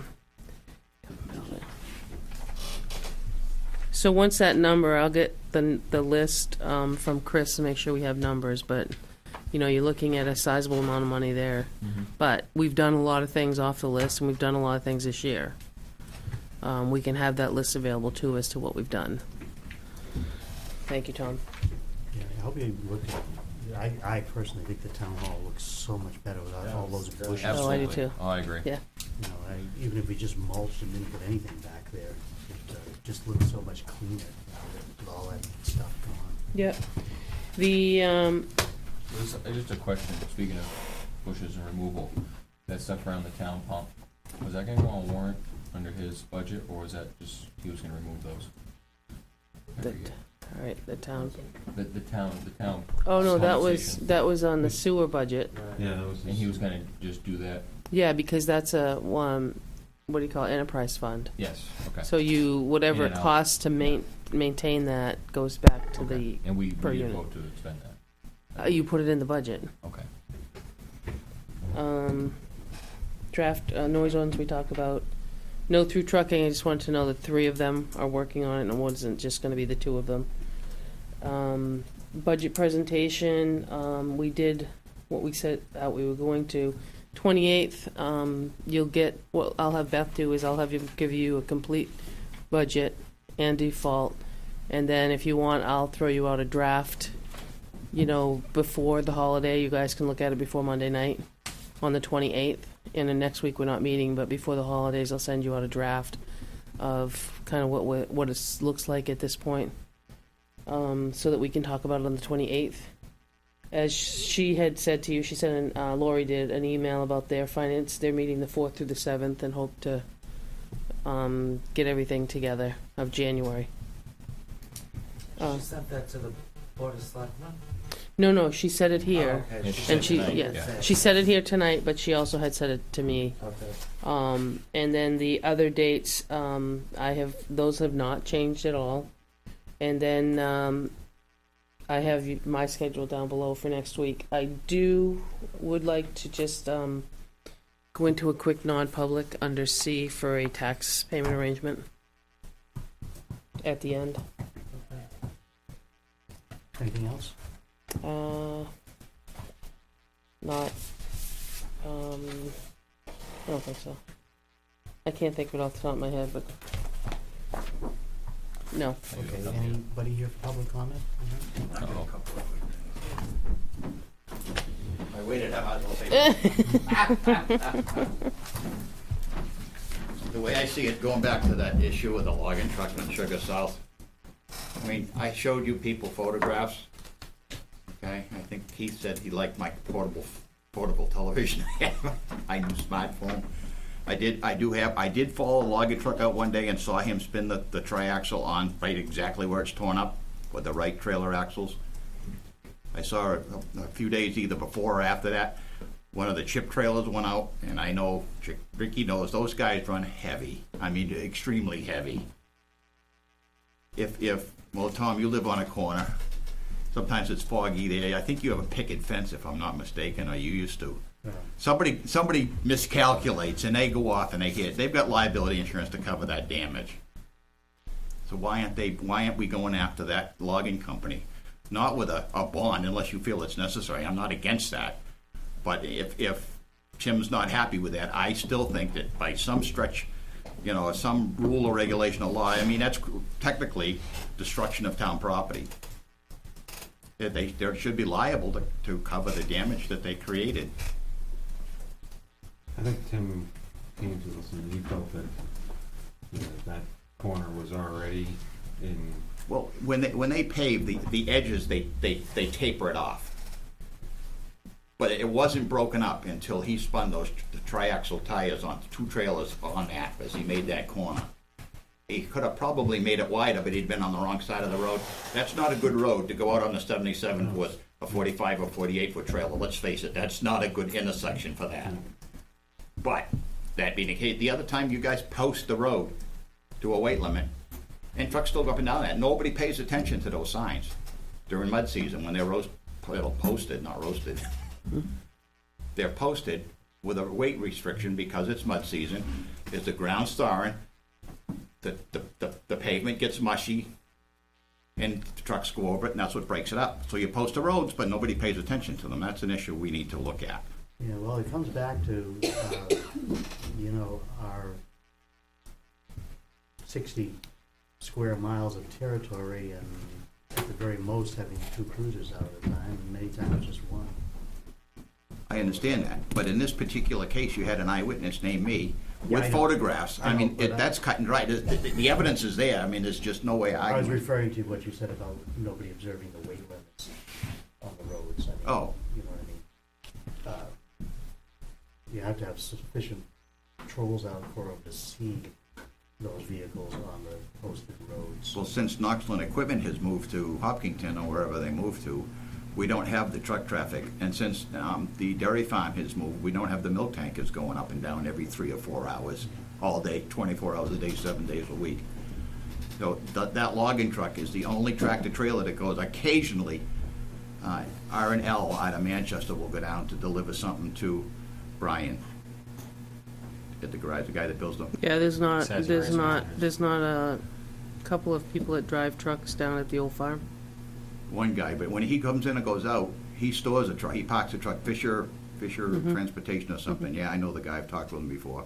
When he comes down and goes out, he's empty. So he's not, But he's probably still over the weight limit. He's over the 12,000 pounds. yeah, the tractor problem. I mean, I had a Kenworth, which is very similar to his Peterbilt. The tractor alone weighed 19,000 and Yeah, change, just exactly. the tractor. Yeah. The W900 with a 4 1/4 cat, big 15 over tranny, so. The other thing is, I would like to see from our police chief on, this is more or less more for the finance committee end of it. I would like to see a breakdown on the number of calls, like per shift, 7 to 3, 3 to 11, 11 to 7 kind of thing. Because I don't personally think, I know things have changed, it's been 22 or 3 years since I was on the police department here, but I don't believe that we really need from 1 o'clock to 5 o'clock in the morning, we need somebody out there. There's not that much, this is a bedroom community, everybody goes to bed at 10 o'clock or 11 o'clock after the news and weather is over. The normal people go to bed. Well, No, they don't. has that changed that much? I think there's some crime going on. Oh, there might be some crime, but the traffic is not warranted. Yeah, it's not true. It starts by my house about 2:30, 3 o'clock in the morning, ends about 2 o'clock. You got the night shift. Yeah. People coming back and forth, there's a lot of activity. There's a lot of activity. Yeah. There's a lot of activity at 1 And o'clock. I think to he a made lot. that presentation when he came in originally. That information was on that presentation that he gave us. I don't remember that, but I thought I was here, but If you whatever. wanted to ask. The other thing might be helpful, I grew up in Massachusetts. When you purchase a vehicle there, if you're a resident, you pay the sales tax to the registry when you go to register it. Then you pay an excise tax, which is comparable to our town tax to the town every year when you register it. Sales tax you do not pay to the dealership. You get a a bill, like, oh, they tell you what you're gonna owe the registry, and that's where you pay it. So I think we You want can, us to become Massachusetts? Is what's what- that? You want us to become Massachusetts? No. I'm just saying, if we can get a better deal by $2,000 or something on the cruises, by going down there, that's certainly well worth looking into to see if that is still the same way they do it. Yeah, I think that's what we're gonna Yeah, do. and he's. It's the way it used to be, and I've been here 31 years, and I was in Peterborough for 7 before that, so it's been a while. But that's the way it was. Okay, thank you. Okay, good night. Thanks. Steve, is there anything? Going to, but I don't want it to be too late. I'm gonna sit. You waited this long. You stayed around. We'll give you a time limit. So, this is the thermometer. It's 76 degrees in here. I don't know if somebody else is sweating. Oh, by the way, my name is Steve Roberts. But every time I come here to a meeting, it's uncomfortable. And I'm not sure if you guys feel it where you're sitting close to Oh, the we feel windows the in the heat, wintertime. yeah. I noticed that the air conditioning is on your side of the room. The other thing is that the water fountain, when it kicks on, you can't hear a word that's being said. So I'm There's just plenty of open asking. seats in the front. I'm not trying to be ugly or anything. I'm just asking that you guys consider making this meeting place a comfortable place that people, it's hard enough to sit here through a meeting. I know you probably concur, but that would be a big help. Thanks. Thanks. You waited all that time just for Do you- that? Do you have a preference as to the heat, what it should be at? 65. We can open a window. Correspondence, anybody? For other business? Okay, then we move, I need a non-public A and C. okay, we'll go into non-public under A and C at 10:45. Is there a